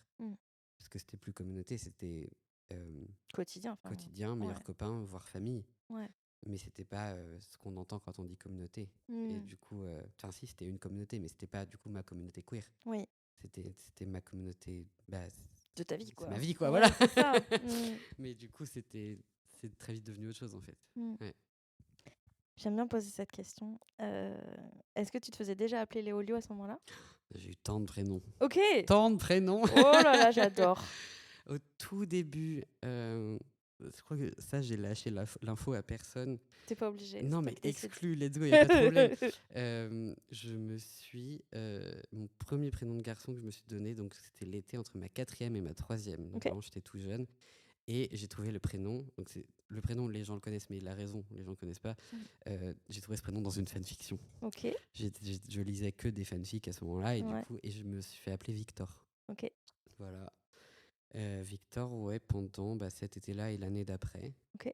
Donc l'année de 3e, là où j'ai commencé à dire aux gens un peu ce qui se passait. Et donc tes amis uniquement, pas le corps professoral, on va dire. Mes amis, les profs s'en doutaient certains quand même, parce qu'en fait... ils faisaient pas l'appel avec Victor. Ils faisaient pas appel avec Victor, mais en fait je mettais comme nom de famille sur les copies. Les copies, et ça jusqu'au lycée et tard en fait. Il y a des périodes où je mettais que mon nom de famille. Et puis, juste, en fait, je suis parti de 4e avec des cheveux longs et je suis revenu avec entièrement changé, quoi. Je suis revenu avec... c'était ma période Beatles, j'appelle ça, parce que j'avais une sorte de coupe-casque avec des lunettes rondes. C'était excellent. Mais oui, je suis revenu... Enfin, en fait, j'ai eu un moment d'euphorie de genre incroyable à la rentrée en 3e, parce qu'on m'a demandé si j'étais le nouveau. Oh ouais. Ah oui. C'était incroyable comme truc. J'ai des frissons pour toi. Ah ouais, c'est trop bien. Bon, du coup, la mascarade n'est pas restée longtemps en place. Et non, c'est moi. Ah ouais. Mais oui, donc il y a eu Victor à ce moment-là. Après, du coup, je suis rentrée au lycée. Et j'ai demandé... Alors, pendant ce temps-là, mes parents ont plus ou moins appris. Ça a été assez graduel. Enfin, ils savaient, mais c'était pas acté forcément de ma part entièrement. Donc voilà, j'allais voir une psy, mais c'était un truc un peu en suspens. Jusqu'à ce que je transitionne, ça a été plus ou moins en suspens avec mes parents, en fait. Mais du coup, je leur avais quand même demandé, en mode discret, comme s'ils allaient pas se douter de pourquoi c'était, comment ils m'auraient appelé si j'étais né garçon. En mode, mon fils, quoi qu'il est trans, c'est bizarre, il me demande comment je l'aurais appelé s'il était né garçon. Ce n'est sûrement pas lié. Ah, c'est marrant, c'est une question que je le dis à ma fille de temps en temps. Ça. Je sais pas, ça sort comme ça et je lui dis, au fait, ça aurait été ça ton prénom. Mais moi, du coup, je me doutais, mais là, ils me l'ont redit. Enfin, je me doutais, je crois que je le savais, j'avais l'info en fait, mais j'aurais redemandé et du coup, c'était Elliot. Je me faisais appeler Ellie, surtout en fait. classique, juste un transmasque, quoi. Ellie. Genre, je connais, je crois que j'ai 6 Ellie dans ma vie qui sont transmasques. 6 Ellie, d'accord? C'est beaucoup. J'étais en train de me dire, ça me dit quelque chose quand Ouais, même. ouais, ouais. Tu connais Ellie? Alors, je connais un, mais sûrement pas le tien, mais oui. Which one? Donc, il y a eu Ellie. Et après, j'en ai vraiment eu plusieurs, donc je vais peut-être pas me rappeler de tous. Pas obligé. Hein. Mais sur la fin de ma terminale, quand vraiment là, il fallait que je transitionne et que j'avais pas encore le droit et que du coup c'était compliqué, Ouais. je me faisais appeler Lisandre. Oh, waouh. Ouais, Joli, joli. Ouais. ouais, j'aimais beaucoup ce prénom-là. Ouais. Au final, il était trop proche de mon prénom de naissance, Ok. donc je l'ai lâché. Ok. Mais il était trop beau, enfin genre, Mm. ouais. Et du coup, Léolio, C'est arrivé comment, c'est Léolio? celui qui m'a demandé le moins de réflexion parce qu'en fait, ce qui faisait que je changeais tant de prénom, c'est que je me posais la question du prénom parfait, je le retournais dans ma tête et tout. Mm. Et en fait, du coup, ma première année post-bac à la fac, bon, déjà, je me faisais plus appeler par mon prénom de Mm. naissance, mais par un surnom qui n'avait pas vocation à être un prénom du tout. Je me Ok. faisais appeler Jim, puisque Ok. c'était un surnom que un prof m'avait donné pendant un exercice de théâtre ou un truc du genre sur les cow-boys. Et en fait, ça Ok. m'avait plu. Du coup, c'était un peu le truc en stand-by. Ok. Genre, ce sera jamais sur ma carte d'identité, mais les moments où j'avais pas de prénom choisi, c'était Jim. C'était non-binaire, c'était pas d'effort, voilà, Jim. C'est bien. Euh, et, euh, et du coup, en fait, ouais, cet hiver-là, déjà, je me faisais appeler Jim. J'avais l'ordonnance pour la testo où j'attendais juste des résultats d'analyse pour commencer. Mm. Et du coup, bah, je cherchais un prénom quand même, parce que là, j'avais acté auprès de mes parents que quoi qu'il arrive, j'allais transitionner. Ma famille savait, mais le premier Noël, Mm. bah, j'avais pas de prénom. Donc en fait, tout le monde m'appelait par mon ancien prénom, parce que Ouais. je leur avais pas donné de substitut de toute façon. Donc c'était un peu ambigu et compliqué comme Noël. Et Parce qu'en toi? fait, voilà, en fait, en même temps, c'était ultra récent pour ma famille un peu éloignée. Ouais. Et donc, c'était compliqué. Et en plus, j'avais pas donné de prénom de remplacement. Donc, c'est Mm. très compliqué. C'était compliqué de m'appeler avec un prénom féminin et de se rappeler de me genre masculin alors que ça faisait 2 semaines qu'ils savaient en plus. Enfin, Ok. voilà. C'était Ok. un Noël un peu chelou parce que moi, dans ma tête, ça faisait 5 ans que c'était acté. Oui. Mais eux, ça faisait 2 semaines. Donc, il y avait un peu d'indulgence à avoir quand même dans ce Ouais. sens-là aussi. Ouais. Et du coup, il y a eu le nouvel an juste après. Et en fait, il y a des prénoms avec des sonorités de Elio, Lio, enfin, Lélio, Mm. Nélio, plein de trucs comme ça tournaient dans ma tête. Et j'avais Léolio en tête. Et je l'avais Ouais. jamais entendu nulle part, à part dans Hunter x Hunter, du coup. Ok, je connais pas. C'est un animé, un Ok. manga qui est très Ah oui, connu. oui, oui, oui, oui, oui, ok. Il y a un personnage qui s'appelle Léolio. Ok. Et sauf que moi, c'était pas en référence à ça. Ok. C'était juste le seul endroit où je l'avais un jour entendu, mais Mm. j'avais pas particulièrement pensé à ça Mm. quand j'avais pensé à ce prénom-là. Mm. Enfin bref, du coup, il me tournait en tête. Et nouvel an, complètement bourré. Avec ma meilleure pote, on se brosse les dents devant le miroir. Mm. Et je lui dis, mais pourquoi je dis à personne mon prénom alors que je sais comment je m'appelle? Mm. Et elle me fait, bah tu t'appelles comment? Et je dis, bah Léolio. Elle fait, ok, bonne année Léolio. Vraiment une formalité, quoi. Ouais. Et après, bah, en fait, j'ai acté ce soir-là que j'allais m'appeler comme ça. Mm. Je me suis posé aucune question. 3 mois plus tard, il était changé à l'état civil. En fait, je me Ouais. suis dit, ce qui m'a noyé les dernières fois, c'est qu'en fait, j'ai réfléchi. Donc Ouais. là, je vais tête baissée. Et pour l'instant, je ne regrette pas. Donc tout va bien. Tant mieux. Et en fait, t'as le droit aussi de rechanger si tu veux. Ben Enfin, oui, et c'est puis ce ça. qui est trop bien, c'est Mm. que j'ai des deuxièmes prénoms que j'adore. Parce que du coup, Cool. moi, quand je suis née, mes parents m'ont pas donné de deuxième ou de troisième prénom. Ok. Et ça m'a toujours un peu mis le seum en vrai. Genre, Ah, j'en aurais bien voulu. ok. Et du coup, Du coup, j'en là, ai mis 18. ben, je l'aurais. En fait, justement, quand j'ai choisi mon prénom et que j'ai acté que j'allais faire la démarche à l'état civil, j'ai dit Ouais. bah écoutez, vous avez raté la première fois, vous en avez pas mis. Cette fois, vous en mettez, je vous donne. Voilà. Oh. Et du coup, je leur ai laissé le choix. Je leur ai dit peu importe ce que vous choisissez, je respecterai. C'est comme si c'était la première fois que vous me nommiez, quoi. Je choisis le premier, mais le Trop deuxième et le troisième, ils sont à vous, quoi. mignon. Petit chaton, c'est trop mignon. C'était super. Et du coup, ils ont pris euh, des prénoms de mes grands-pères, enfin de mes arrière-grands-pères paternels Ok. et maternels. Ouais. Et ils sont trop classe. Ok. Ah ouais. Et je trouve ça hyper cool que t'aies donné cette possibilité-là à tes parents aussi. Moi, je trouve ça C'était hyper trop bien. fort. Ça m'a paru assez évident, Mm. dans le sens où en fait, c'était pas tant d'avoir des deuxièmes prénoms qui me manquaient, c'était que eux, ils choisissent dans les gens qu'ils connaissent, dans les prénoms qu'ils aiment bien et qu'ils se disent on va lui donner ça en deuxième et en troisième. C'était plus l'acte Ouais, de faire référence à des choses en nommant ouais. de leur part en fait. Du Mm. coup, j'aurais pu m'en choisir et j'aurais été content, mais en fait, moi, ce que j'aime bien, c'est que quand on était gamin et que du coup, avec ma sœur, on était déçus de pas avoir de deuxième ou troisième prénom, Mm. on leur demandait bon, bah maintenant, si vous deviez nous en donner, vous donneriez lesquels? Ceux Ouais. de quelle tante, ceux de quelle mamie, tu vois? Et Ouais. du coup, en fait, c'était important pour moi qu'ils puissent faire ce truc, que j'ai Ouais. un peu ce truc de découvrir à qui ils avaient choisi de faire référence, en fait. Mm. C'est trop mignon. C'est trop mignon. De ton point de vue, c'est trop mignon. Et de mon point de vue, je pense vraiment à toute cette espèce de tu n'es pas une nouvelle personne. Mais oui, Voilà, encore une fois. c'était, ouais, C'est de tu n'es ouf. pas une nouvelle personne, mais en fait, de participer à ta réappropriation de toi-même, Ouais, de c'est ouf. tellement riche, enfin, tu vois.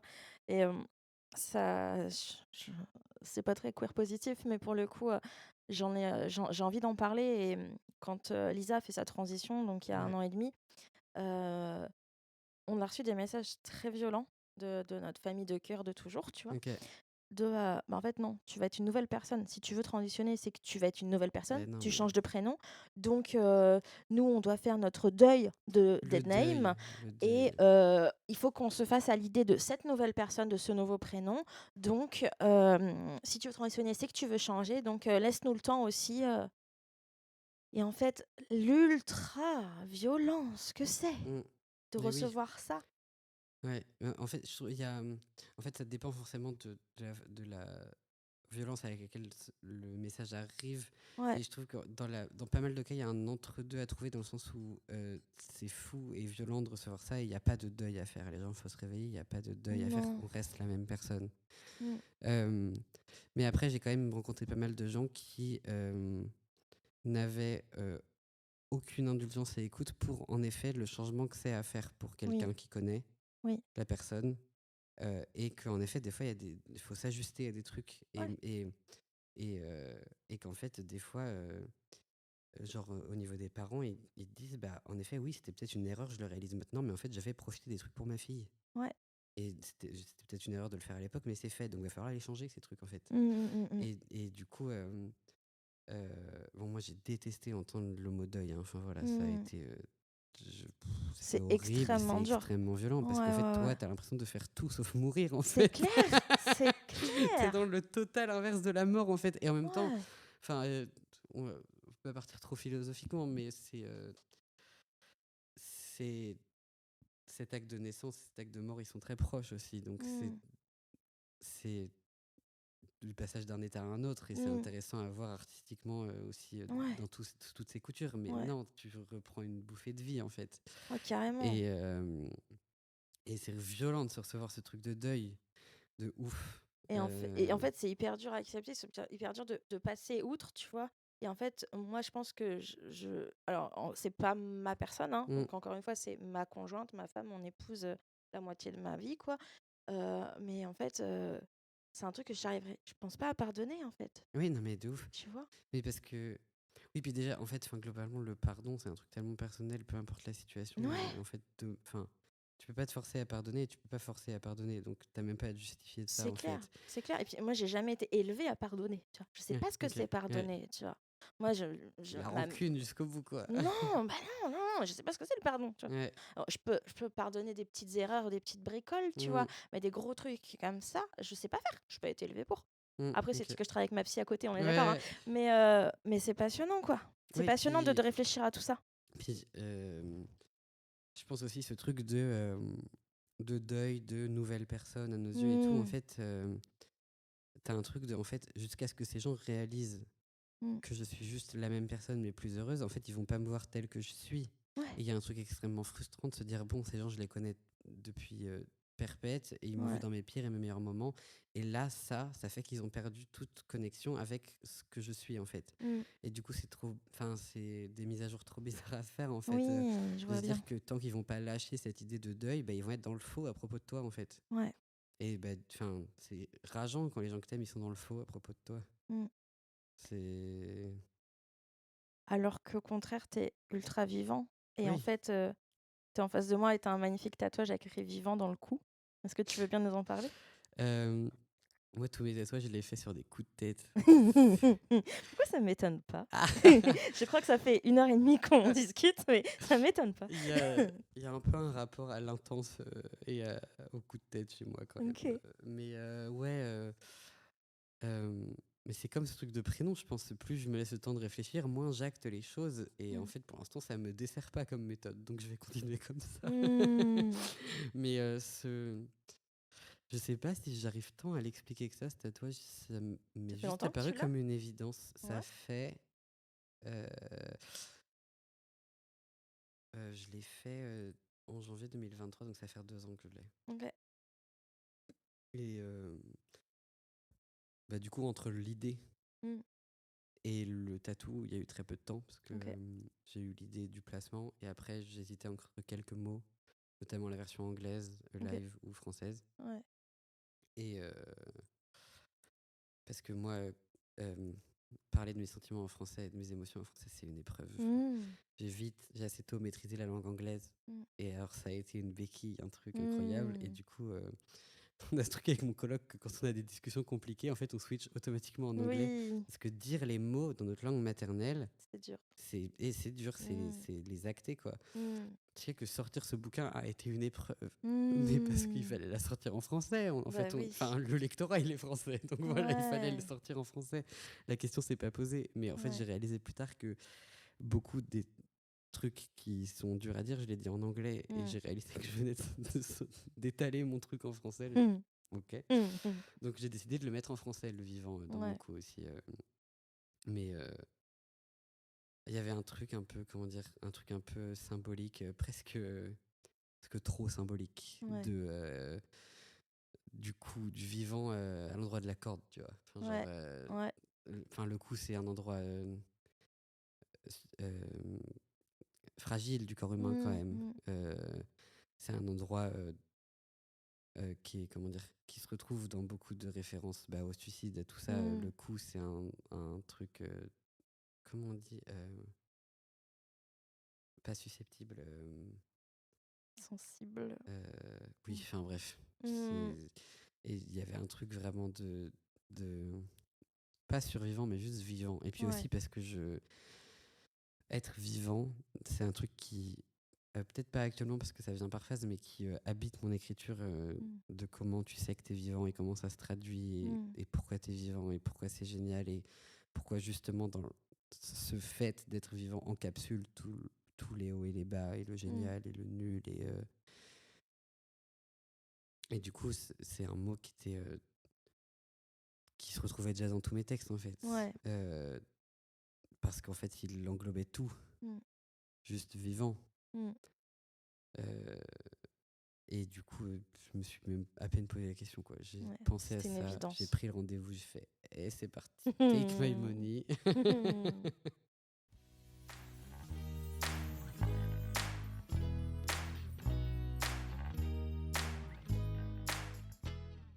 La prochaine question, c'est pourrais-tu nous raconter quelques-uns de tes coming out positifs ou le plus positif? Coming out positif.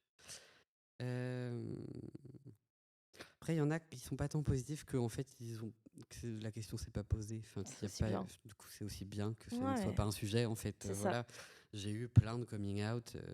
Bon, alors notamment sur la sexualité. Mhm.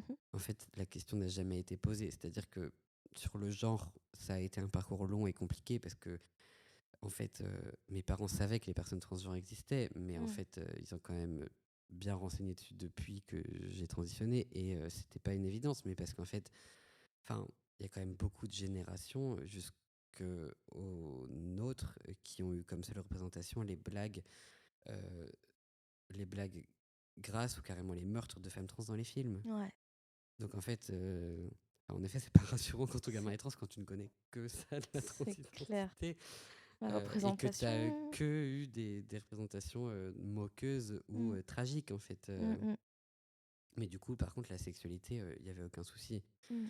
Mais enfin voilà, mes parents, la question se posait pas. Ils avaient eu plein de potes homo. Donc quand à 13 ans, j'ai commençait à évoquer le fait que j'étais peut-être bi, ce qui Mm. n'est pas le cas du tout. Au final. Ils étaient juste là en mode, ok, d'accord, genre, qu'est-ce que tu veux dans tes pattes? Enfin, voilà, la question se posait pas. Et pareil, du coup, après, quand moi j'ai fait mon gros drame en mode en fait, je suis pédé, ils en avaient rien à foutre. Mais rien à foutre, en fait. Ah, d'accord. Enfin, en fait, j'avais déjà transitionné, donc c'était. Le plus C'est gros est bon, passé. le plus gros était passé. Que j'aime les garçons et les filles, ok. Enfin voilà, Ouais. juste maintenant je fais des blagues dessus. Mais en fait, la sexualité n'a jamais trop été un sujet. Ouais. Euh, Même avec des personnes pour qui la transidentité a été compliquée, Mm. l'homosexualité, c'est un truc que m'avait dit mon grand-père qui a eu un peu de mal avec ma transidentité. Ok. Que lui, il était très content que je sois juste une femme lesbienne. J'étais là, bah alors, c'est très gentil, mais c'est pas le cas du coup. Oh. Mais voilà, ça a toujours été ce truc un peu chelou où en fait j'étais dans une famille qui était quand même déjà assez ouverte d'esprit pour qu'avec une grande partie de ces identités-là, il n'y ait pas de problème. Ouais. Mais qu'avec le cœur du problème, ça passe quand même pas trop à des moments. Du coup, c'est Mm. compliqué à naviguer. Mais oui, du coming out positif, j'en ai eu parce qu'en fait, c'était pas du coming out du tout. C'était un Ouais. fait énoncé qui n'a pas eu de réponse. Voilà. Ouais. Bah, c'est ça qu'on veut, hein, en Qu'est-ce qu'on vrai. souhaite globalement quand même au final, C'est clair. C'est qu'il n'y ait plus besoin des réactions positives pour contrebalancer le négatif. C'est C'est que ce soit clair. juste quelque chose, quoi. Ouais, Parmi carrément. tant d'autres choses. Carrément.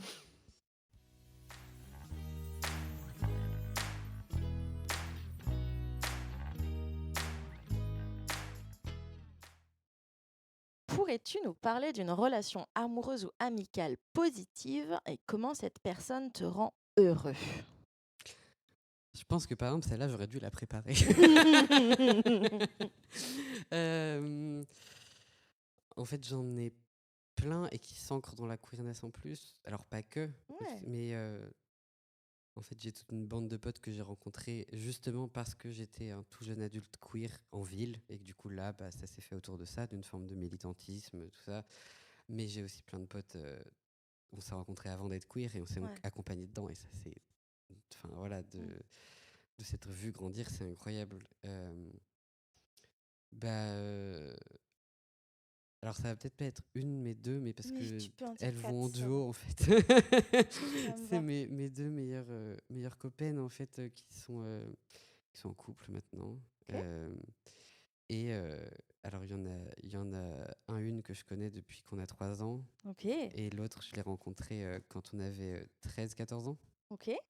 Et, et en fait depuis tout ce temps c'est resté mes meilleures copines quoi. Hmm. Et, et alors, on s'est rencontrés, je savais à peu près déjà que j'étais trans, mais maintenant plus personne n'est cis dans le trio du coup. On a tous plus ou moins vraiment transitionné entre temps. Ok. Et, euh, et en fait, on s'est pas lâché. Et aussi, il y a eu un truc assez rafraîchissant, c'est que euh, on s'est vraiment accompagné dans ces trucs-là, mais on n'a jamais été potes uniquement sous ce prisme-là. Ok. Et ce qui fait que quand moi j'ai comment dire, fait un pas de côté et dit ok là en fait la communauté j'ai des problèmes avec et je peux plus être activement dans cette communauté, ce qui est toujours un peu en cours d'ailleurs. Ok. Voilà. Euh, et il y a des choses qui me vont pas, il y a des trucs qui se passent vraiment pas comme il faut. En fait, elles avaient de base jamais été dans ces trucs-là. En fait, Ok. elles ont toujours été un peu tellement une constellation à côté Ouais. qui n'hésite pas à se mettre dedans, mais qui a pas besoin de tout ça pour exister. Qu'en Ouais. fait, elles ont juste fait ok. D'accord, bah ok, c'est quoi la suite en fait? Nous on Mm. avait vu ça et on attendait que toi tu vois et puis en fait bah Mm. maintenant viens on va boire un coup en fait, enfin, voilà. Ouais. Et du coup il y a vraiment ce truc de au-delà d'être queer ensemble en fait c'est juste mes meilleures copines en fait et du coup Ouais. c'est juste la joie de pouvoir avoir cette relation là avec des gens avec qui j'ai grandi et avec qui j'ai eu ces années adolescentes, ces années lycée et que ça continue maintenant à être mes valeurs sûres, même dans mes déboires d'auteur, artiste et PD en 2024-25 bientôt. Ouais. Et parce que c'est pas évident cette communauté en fait. Qu'est-ce qu'elles font qui te rend particulièrement heureux? Euh, Je pense en fait, il y a juste une facilité de se connaître qui Ouais. fait qu'en fait, là où avec d'autres personnes, il y a besoin de se rassurer, de se faire des gestes, de se prendre des Mm. nouvelles, elle, en fait, c'est qu'il n'y a pas besoin de faire grand-chose pour Ouais. qu'on soit là les uns pour les autres. Ouais. Et, euh, et puis, il y a quand même aussi un truc assez grand de référence en commun. Mm. Je sais pas si tu connais l'expression chronically online Pas du ou tout. terminally online. Non. En fait, ça reprend du vocabulaire médical chroniquement et terminalement, Mhm. mais pour parler du fait d'être sur Internet. Donc en fait, Mm. c'est quand tu es chronically online, c'est que tu passes beaucoup de temps sur des trucs très niches Ok. sur Internet et que du coup, tu as des références obscures. Ok. Genre des mèmes ultra incompréhensibles, surréalistes, que en fait, si tu as une connaissance de surface de l'Internet, ça te paraît être juste absolument débile. Ouais. Et ça l'est sûrement. Mais en fait, c'est les personnes avec qui j'ai le plus cette culture-là de l'Internet en commun. Ok. On l'a pas vécu de la même manière, on n'a pas grandi avec pareil, mais par contre, on a vraiment ce terrain de jeu en commun, Mm. de l'humour Internet ultra niche. Ouais. Et c'est toujours, je sais pas, un truc...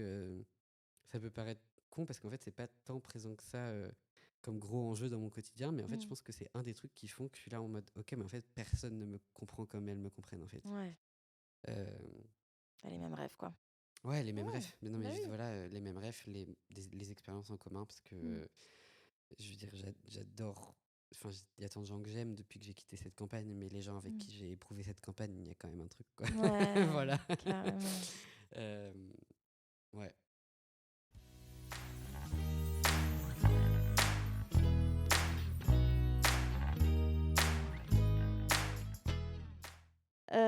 As-tu une histoire en lien avec le monde du travail et avec ta queerness qui soit positive? C'est la question que j'ai tenté de préparer, celle-là. Ok. Et je me disais, mais le monde du travail, en fait, ça a jamais été un... Comment dire? Ou c'était pas un sujet, ou j'ai pas tant connu le monde du travail que ça, en fait. Ta C'est-à-dire que scolarité, ça peut être ta scolarité. voilà, j'ai eu une Mm. scolarité et ça a toujours été un peu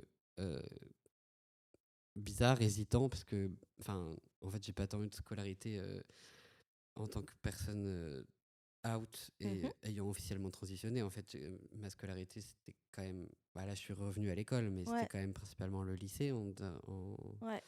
en dernière date. Et, euh, et du coup, c'était quand même galère, parce Ouais. que du coup, j'avais besoin de transitionner, j'avais pas trop le droit de le faire. Donc, je demandais des fois qu'on change, ou je Mm. demandais pas, et juste je me genrais au masculin, donc ça devait être quand même sacrément confusant pour les profs. Parce que j'avais le seum que les gens remarquent pas par magie, mais en fait, à un moment, Mm. faut se mettre à la place de l'autre quand même. Faut arrêter d'imaginer que les gens lisent dans la tête. Bah non, mais Voilà. oui. En fait, faut des fois C'est faire dur, des hein. pas vers les autres, hein. Ouais. C'est un peu de ce que je reproche à cette communauté, des fois. Non, mais c'est dur Faut des fois un d'accepter peu... qu'il faut parler. Mais après, ouais. tu disais un truc tout à l'heure et tu disais que tu étais, enfin c'était en off avant qu'on commence, Ouais. tu disais que tu étais prêt à faire de la pédagogie. Oui, Et ça, j'ai pas de souci si avec ça. mère. De rien. Hmm. Ouais, j'ai pas de mal avec ça, en fait, parce que je trouve ça extrêmement nécessaire. Oui. Et en fait, je comprends en même temps qu'on puisse en être crevé. Ouais. Euh, et tout dépend des cas, mais je vois aussi plein de gens qui n'en font pas particulièrement d'habitude et qui, par principe, refusent, Ouais. même face à des questions qui sont pas forcément déplacées. Ouais.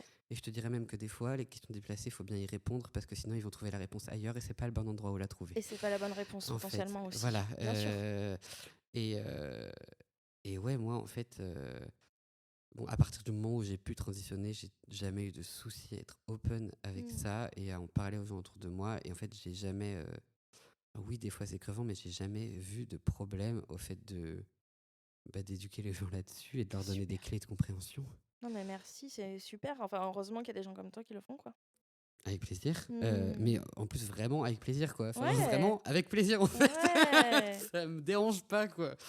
Mais donc, voilà, quand j'étais au lycée, j'avais pas trop ces notions-là d'expliquer les choses. Et puis, il y avait un truc un peu flippant en même temps de pas savoir ce qu'allait être accepté, pas savoir ce qu'allait être apporté à mes parents. Ouais. Puis j'allais quand même manifestement mal à ce moment-là. Donc, Bah oui. c'était quand même un jeu risqué d'aller mal et en plus d'être trans. Alors, bien sûr que ça avait à voir, Bien sûr. mais en fait, quand même, les gens ont tendance à tirer la mauvaise conclusion. Mm. Que c'est pas t'as pas le droit de transitionner donc tu vas pas bien, c'est t'es trans donc tu vas pas bien. Non. La nuance est là, mais il faut la distinguer quand même. Donc c'était bizarre, j'étais pas vraiment out au lycée. Ouais. Et après, j'ai été très brièvement à la fac, mais en fait, à la fac, t'es personne. Enfin, c'est aussi ça qui est un peu grisant et plaisant, c'est qu'à la fac, t'es juste un parmi des milliers. Ouais. Et en fait, c'est pas forcément évident de se faire des potes là-bas. Donc en fait, je me suis fait des potes et je suis parti de la fac. Mm. Il n'y a pas eu de monde du travail après. Et là, depuis quelques mois, du coup. Et c'est pas un sujet, parce que du coup, moi, j'ai transitionné il y a 3 ans. Et en fait, aux Beaux-Arts, ça reste un truc. C'est une école d'art, c'est quand même là, globalement, que tu vas trouver des gamins queer. C'est quand même globalement. Alors, il y a des exceptions, il y a des nuances à avoir sur ce genre de milieu, notamment sur des questions de classe. Ouais. C'est un peu l'angle mort. Les questions de racisme et de classisme, c'est les angles morts dans les écoles d'art, j'ai l'impression. Ok. Mais par contre, du coup, les questions de queerness, en tout cas, chez les étudiants, c'est extrêmement présent. Ouais. Donc en fait, la question se pose même pas. Je suis une personne trans parmi d'autres personnes trans aux Beaux-Arts, en fait. Ok. Par contre, du coup, en réfléchissant à la question, je me disais, bah ouais, en fait, j'ai fait des stages, j'ai fait des petits contrats par-ci par-là, ça n'a jamais vraiment été un sujet. J'ai juste oublié que j'avais publié un livre. Et en fait, si pour le coup j'avais à parler d'une expérience positive de la queerness dans le monde du travail, ce serait avec mon éditeur, en fait. Ouais. Parce que... mais pareil, là, en fait, la question s'est pas posée, puisque de base, il a une ligne éditoriale engagée sur ces sujets-là. En fait, il poste... Et c'est où? C'est qui? C'est Double Ponctuation, la maison d'édition. Ok. Ils sont basés à pas loin de Paris. Ok. Et en fait, ils ont une ligne éditoriale de sciences humaines. Ok. Et du coup, de littérature. Un peu plus de littérature dernièrement. Et du coup, en fait, ça portait déjà énormément sur les sujets queer, sur les sujets des discriminations. Donc en fait, il n'y a pas eu ce truc d'arriver là-dedans et de me dire comment ça va se passer. J'arrivais là-dedans parce que je traitais du sujet, en fait. Ouais, Mais du coup, en fait, moi, à chaque fois que je parle avec mon éditeur, je suis trop content. Mm. Parce qu'en fait, au-delà juste de ne pas avoir à justifier de mon existence ou quoi que ce soit, il me permet de littéralement publier à ce sujet-là et à d'autres sujets, mais quand même de traiter ce sujet-là. Et quand même, il me montre, il publie, il me permet de faire exister mon travail dans l'espace public, en fait. Enfin, ouais. Et puis parce que, en fait, il capte trop aussi ce dont j'ai envie de parler dans la queerness en elle-même, en fait. On parle des fois de sujets, de trucs à explorer, de thèmes sur lesquels j'écris. En fait, avant même que je lui réponde, il me dit, ce serait bien que tu parles de ça, ça et ça. Et je suis là, en fait, c'est ce que je suis en train de traiter en ce moment. Génial. Et c'est trop bien, du coup, sur des questions comme la parentalité, Ouais. qui est vraiment des sujets qui m'intriguent et que j'essaie de traiter.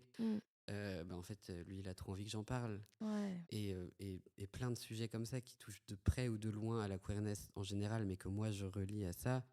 Enfin, pas tant à la queerness en général qu'à la transidentité et l'homosexualité spécifiquement, vraiment l'homosexualité masculine et la transidentité masculine. Ouais. En fait, il a une longueur d'avance et il sait qu'en fait, il sait, je sais pas, mais en fait, ce qui l'intéresse, je suis déjà en train de l'écrire. C'est trop bien. C'est génial. C'est trop bien. C'est trop bien. C'est vraiment super. Et donc, du coup, là, tu es en train de bosser sur un autre projet, du coup. Pas vraiment. Ok. J'écris parce que j'écris tout le temps. Ouais. En fait, quand j'ai écrit mon bouquin, j'écrivais pas un bouquin, juste j'écrivais au Tes quotidien. textes. Et un an plus tard, j'ai fait ah, mais ça se compile en fait. Et du coup, oui, mon bouquin, c'est du recueil de textes. Il y a une chronologie, mais ça n'a pas été pensé comme ça au tout début. Et en fait, je continue à écrire comme ça. Alors, du coup, forcément, maintenant que j'en ai publié un, je me pose tout le temps la question de mais ce texte-là, comment il va se mettre dans le prochain livre? Et est-ce que je ferais pas de la fiction? Est-ce que je ferais pas de la SF? Et est-ce que je changerais pas tout? Alors qu'avant, juste, j'écrivais pour écrire. Mais du coup, il n'y a pas de deuxième projet officiel. Mais il y en aura bien sûr. Enfin, voilà, je veux vivre de ça à terme quand même. Donc, de ça et plus globalement de l'art. Mais oui, j'ai eu la chance immense d'avoir mon premier livre qui sort à 20 ans. Je vais juste essayer de surfer la vague jusqu'au bout. Enfin, voilà. Grave, vas-y. Donc, il n'y a pas de deuxième livre officiel, mais il y a juste des petites ficelles à tirer dans tous les sens, partout, quoi. J'ai trop envie de le lire. Tu me diras ce que t'en penses, ça m'intéresse quand même. Oui, avec plaisir. Léolio. As-tu un message positif à faire passer? C'est peut-être sous la forme d'un conseil du coup. Mmh. Mais moi, en fait, j'ai trouvé beaucoup d'équilibre en tant que personne queer et en tant que personne tout court Mmh. dans la nuance. Ouais. Ce que j'aurais détesté entendre il y a 3 4 ans. Mmh. Parce que mon père me l'a dit quand j'ai commencé à transitionner, il m'a dit fais attention à ne pas tomber dans l'exclusivité avec ta communauté, dans une forme de communautarisme. Et moi, j'étais un jeune mec trans qui avait besoin de transitionner, j'avais besoin de tout entendre sauf ça. Ouais. Sauf qu'en fait, en vrai, il l'a pas dit les bons mots, il l'a pas dit au bon moment, mais il avait trop raison de me le dire. Mmh. Parce qu'en fait, il arrive un moment où il faut trop faire la différence entre ce besoin de communauté et ces espaces pour retrouver des gens comme t'es Mmh. et être uniquement avec des gens qui sont comme toi. Et j'ai vraiment trop l'impression de sonner comme un vieux con en disant ça. Mais parce qu'en fait, j'ai rencontré tant de gens qui ne veulent pas entendre parler de ça, quoi. Ouais. Mais parce que ça se comprend, parce qu'il y a des expériences ultra violentes Mmh. dans les vécus queer. Bien sûr.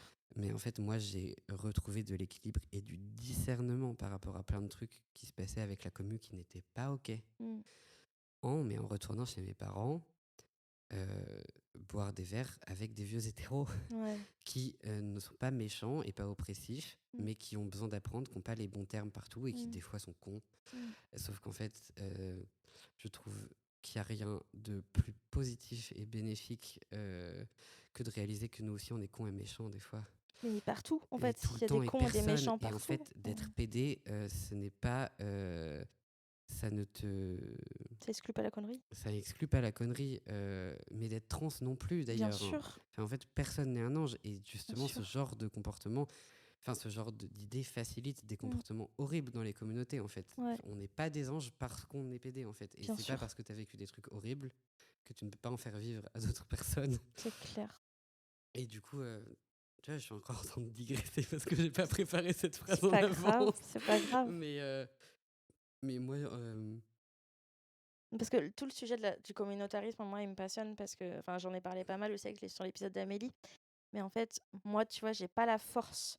Aujourd'hui, là, j'ai 36 ans, j'ai plus la force euh, d'être partout. ouais, Moi, là, en ce moment, j'ai besoin de communautarisme. de ouf. Et, Du coup, de communauté même, et de peut-être juste de communauté, en fait. communauté, en Juste, c'est fait. quoi une communauté, tu vois? Enfin, moi, je suis là, hein. Oui, J'en suis là. J'ai besoin de ça. Et je fais ma part de colibri, là, en faisant le podcast. Mais tu vois, heureusement qu'il y a des gens comme toi, qu'il y a des gens comme Léo Amix, il y a des gens comme Lia, il y a des gens comme Lexi et Morgan Noam, enfin, encore une fois, elle est nommée, et comme Laurier The Fox, que ouais, j'espère recevoir très bientôt, de normalement, ouf. si ça se passe bien.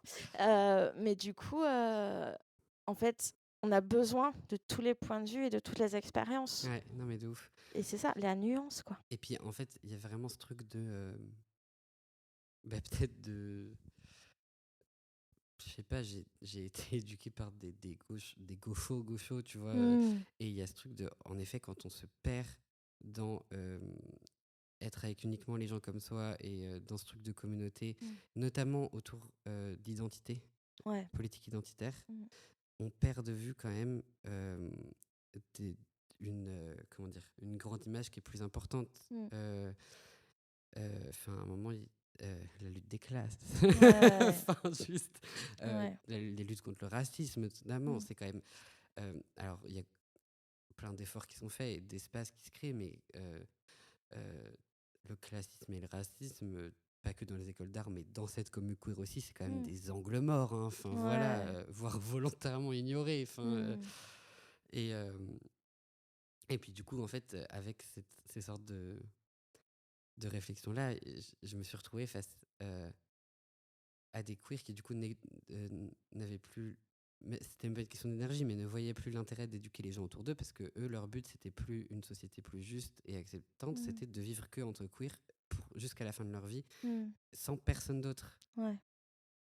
Mais c'est pas possible. Non, c'est pas possible. Mais même en fait, c'est possible d'en avoir envie, mais c'est pas possible. Ouais. C'est pas réaliste. Mm.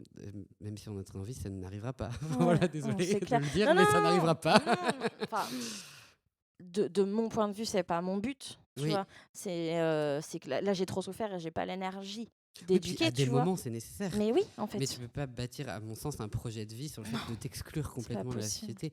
Mais moi aussi, à un moment où je disais, je vais me casser dans la montagne que avec Mm. des queers Mm. et vivre comme ça. Et en fait, à un moment, j'ai réalisé, mais en fait, je me le souhaite pas. Mm.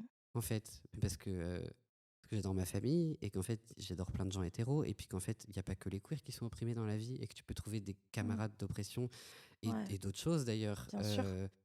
chez plein de personnes et que et qu'il y a aussi quelque chose de bon et de gratifiant et de satisfaisant à aussi aider les gens autour de soi à évoluer et à toi-même évoluer. Et en fait, moi, si j'avais pas à un moment, si je m'étais pas accroché en me disant en fait c'est pas agréable, mais là il faut que je fasse un effort avec ces gens-là parce que je les aime, même s'ils sont pas agréables avec moi, bah, il y a aussi plein de leçons moi que j'ai appris par la suite que j'aurais pas pu apprendre en fait. Mm. Et en fait, à un moment, il y a aussi, je pense, il y a un truc vraiment en fait, faut arrêter de se prendre de haut Ouais. en tant que communauté. Il y a plein de cas qui sont différents que ça, mais en fait, il y a un truc d'un moment, en fait, on n'est pas les, on peut pas être en, on peut pas prendre cette position de professeur toute notre vie, en fait. Non, Il faut qu'on puisse apprendre des autres et qu'on puisse redescendre 2, 3 marches, en fait. bien sûr. Enfin, c'est ce qu'on, c'est l'éloge du pas de côté. Enfin, c'est toujours ça.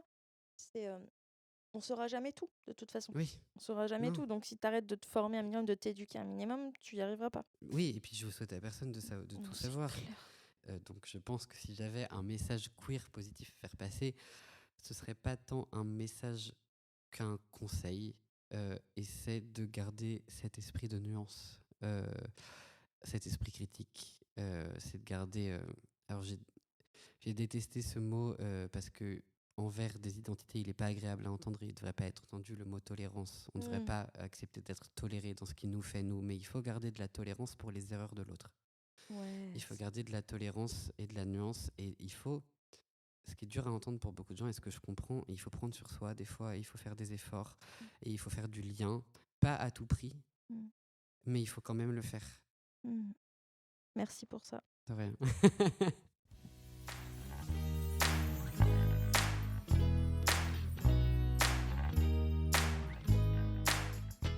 Ma prochaine question, ça va être sur des ressources. Donc, est-ce que tu as des livres, des vidéos, des podcasts, des contes à nous recommander qui soient queer et positifs? J'ai un podcast à recommander Oh, qui vraiment, moi, m'a...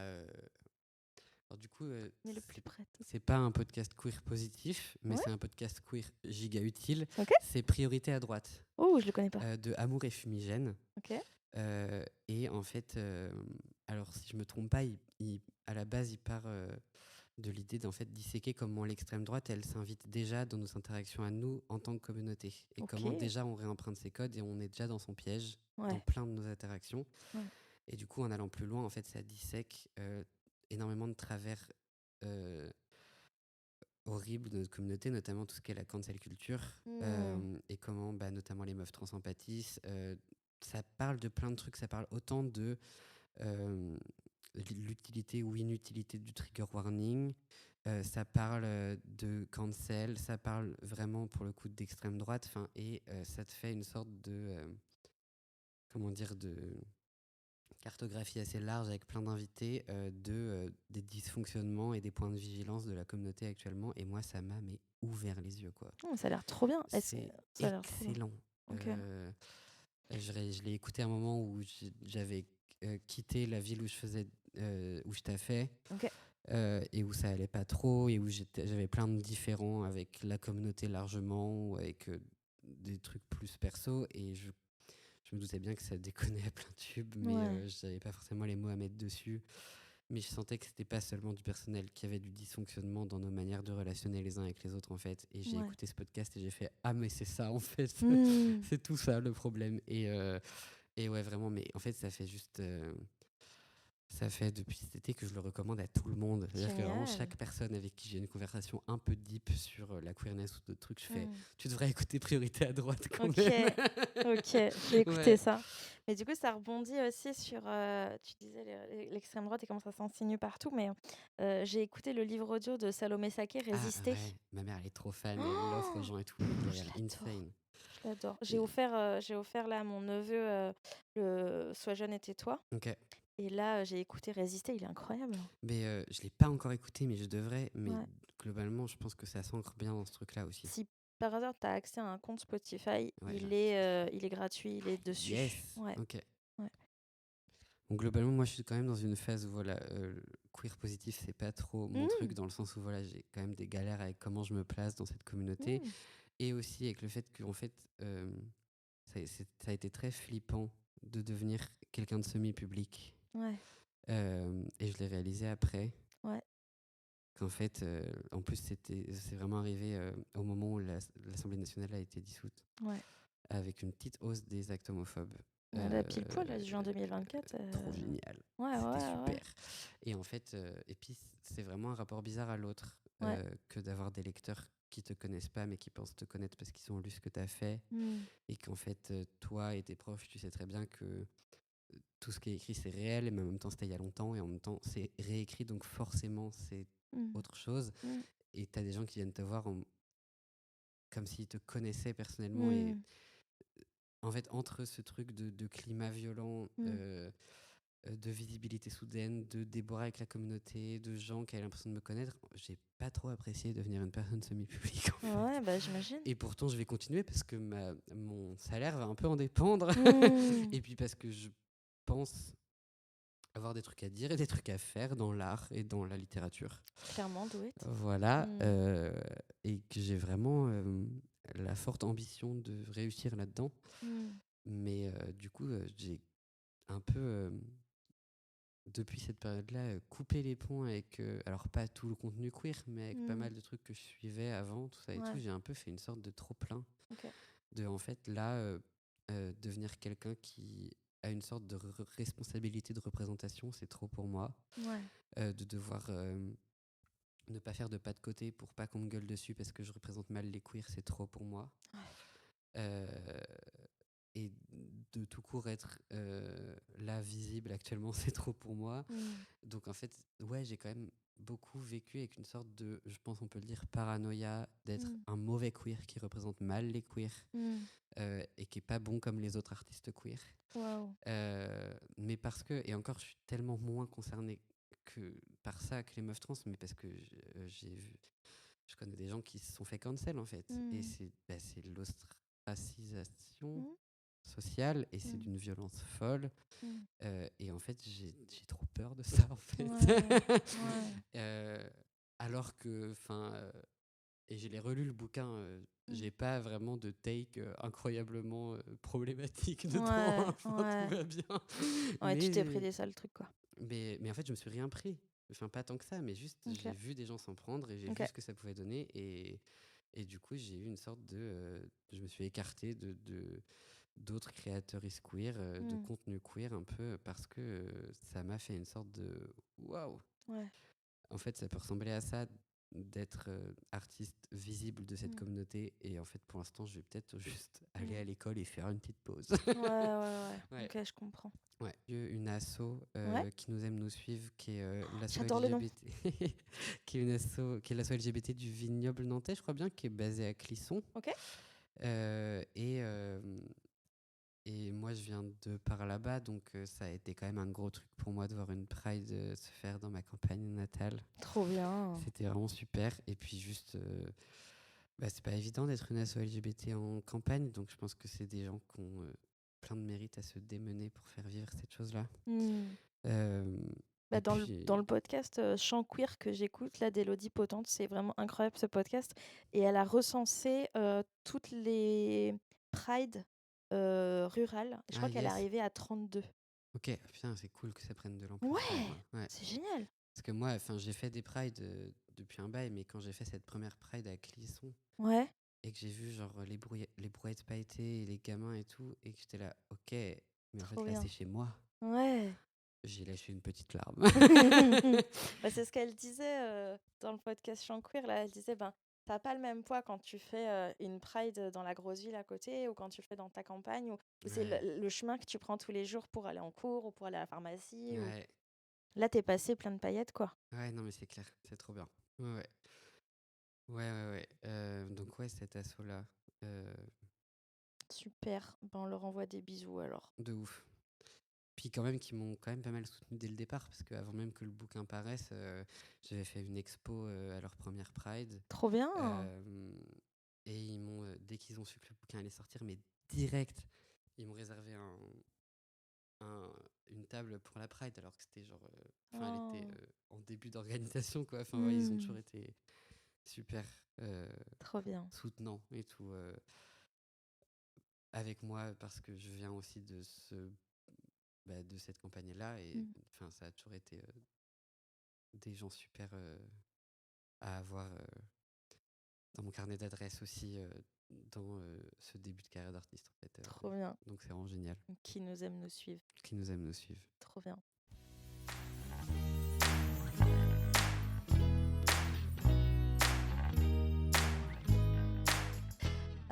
Est-ce que tu as un ou une prochaine invitée ou plusieurs à me recommander? Ça pareil, j'aurais trop dû y réfléchir avant. Non, mais c'est pas possible de garder cette même méthode de j'ai pas besoin de réviser, donc je viens les mains dans les poches. Genre, ça marche au bac, mais après, faut un peu anticiper les choses dans la vie. C'est pas grave. Après... Non, mais regarde ton carnet d'adresse, tu vois. Enfin, ça peut être. Mais ouais, carrément. En fait, Bah, le tes truc, c'est que- copains, tu vois. Ouais. Oui, c'est vrai qu'en plus, en fait, j'ai vu que c'est Léo et Lia qui m'ont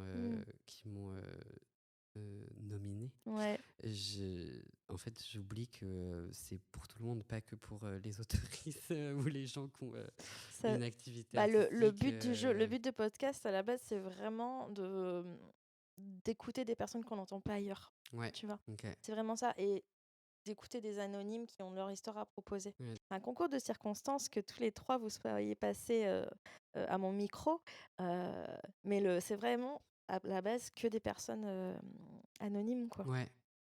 Bah ouais, dans ce cas-là, ça ouvre le champ des possibles quand même. Et ça peut être justement des personnes anonymes complètement Ouais. aussi, tu vois. Dans ce cas-là, en fait, je pense à des amis qui auraient des trucs intéressants à Oui, dire. Du coup, je vais pas dire leur prénom parce que bah c'est t'es pas tout le obligé. principe de l'anonymat. Exact. Mais moi, pour le coup, derrière, je peux Ouais, leur en toucher deux mots, en fait, voir si carrément. ça les intéresserait. Parce que oui, en fait, c'est quand même très intéressant ce format de disséquer un peu tous ces trucs-là et tout. C'est trop bien. Trop Ouais, bien. ouais, Bah tu me diras ça en off alors. carrément. La dernière question qui vient de Margot, à qui j'ai fait encore des gros bisous. Est-ce que tu as envie de dire merci à un ou une inconnue?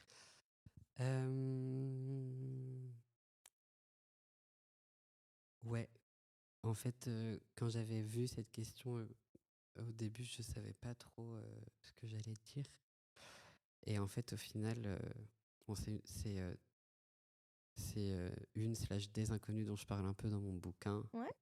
Mais en fait, c'est les infirmières qui étaient là Mm. quand j'ai fait ma mammectomie. Ouais.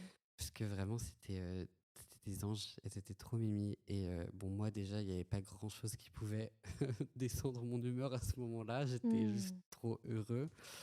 Euh, mais, euh, mais vraiment, elles étaient douces. Et il y a vraiment eu ce moment trop drôle quand je me suis réveillée de l'anesthésie où moi, j'en chiais à me réveiller vraiment. Mm. Et où en fait, elles mettaient de la musique, elles chantaient. C'était des trucs Waouh. genre du Diams, tu vois, des trucs Trop bien. pop des années 2000 et tout. Et on était en salle de réveil. Il y avait des petites grand-mères autour de moi qui se réveillaient. Et pour elles, c'était sûrement pas le plus beau jour de leur vie. Elles se réveillaient, je sais pas, d'un truc de merde qui les fait Ouais. chier. Et moi, je me Et la réveillais, boulette. ma mec, et elle chantait la Sortez les boulette et briquets. tout. Non, elle sortait enfin, tu vois, elles étaient à fond. Trop bien. Comme si, en même temps, c'était la giga routine du taf, et en même temps, ça les faisait kiffer. Et juste moi, Ouais. j'étais en train d'émerger là-dedans, et j'étais là, ok, mais en fait, tout va bien. Ouais. Et c'est super. Et Ouais. ça m'avait trop posé. Donc voilà, merci à ces infirmières-là. Génial. Voilà. Je sais pas à quel point, comme d'habitude, je dis ça à chaque fin d'interview, mais je le pense à chaque fois vraiment fort, c'est je sais pas à quel point dire merci. Je sais pas, y a pas d'autre mot plus fort que merci, mais genre merci infiniment, merci pour tout, merci pour qui tu es, merci pour l'énergie que tu donnes, merci pour ton travail, merci pour ta confiance d'être venu, pour comment dire, ton honnêteté, ton authenticité aussi. Si merde. Merci à toi de m'avoir tendu ce micro, et merci pour ton merci. Ah, purée, je ne sais pas recevoir les compliments. Va Ça falloir ne t'y changera habituer, hein. jamais. Aussi, J'ai hein. fait la promo d'un bouquin et j'étais là en mode arrêtez, s'il vous plaît. Faut prendre un petit panneau. Merci. Ouais, non, mais c'est vraiment ça. Genre, j'ai trop du mal à recevoir. Ouais. Bon, globalement, j'ai quand même moins de mal à recevoir qu'avant. Genre, Mm. je ne passe pas ma vie à m'auto-flageller non plus. Je sais que je fais des trucs cool de temps en temps, quand même. Donc de rien, I guess, même si ça m'arrache de le dire. Mais merci à toi pour ce format qui est cool et pour ce cadre qui est génial. Parce qu'en fait, bon, moi, je suis pas trop timide au micro comme en vrai. Mais c'est vrai que je m'étais posé la question de ce que j'allais dire sur de la positivité queer. Parce qu'en fait, c'est pas trop mon truc en ce moment. Et en fait, j'ai eu aucun mal à juste blablater pendant 2h22. Donc merci en fait pour la facilité et le cadre. Enfin, c'est trop génial. Merci d'avoir passé ce moment avec nous. Le podcast Etc. n'a pas de rythme régulier. Vous pourrez me retrouver quand les planètes seront alignées en termes de météo, santé physique et mentale, dispo des invités et bien d'autres facteurs encore. Vous pouvez me suivre sur Instagram sur le compte etc. Je vous y partage les nouveaux épisodes, les recommandations et quelques extraits. En bonus, des contenus queer et positifs trouvés ici ou là. C'est une boîte à idées virtuelle de contenus queer et positifs à picorer quand vous en avez besoin. Si Insta c'est pas votre truc, vous pouvez également m'envoyer toutes vos questions sur mon email en description podcast.etc@gmail.com. À bientôt j'espère.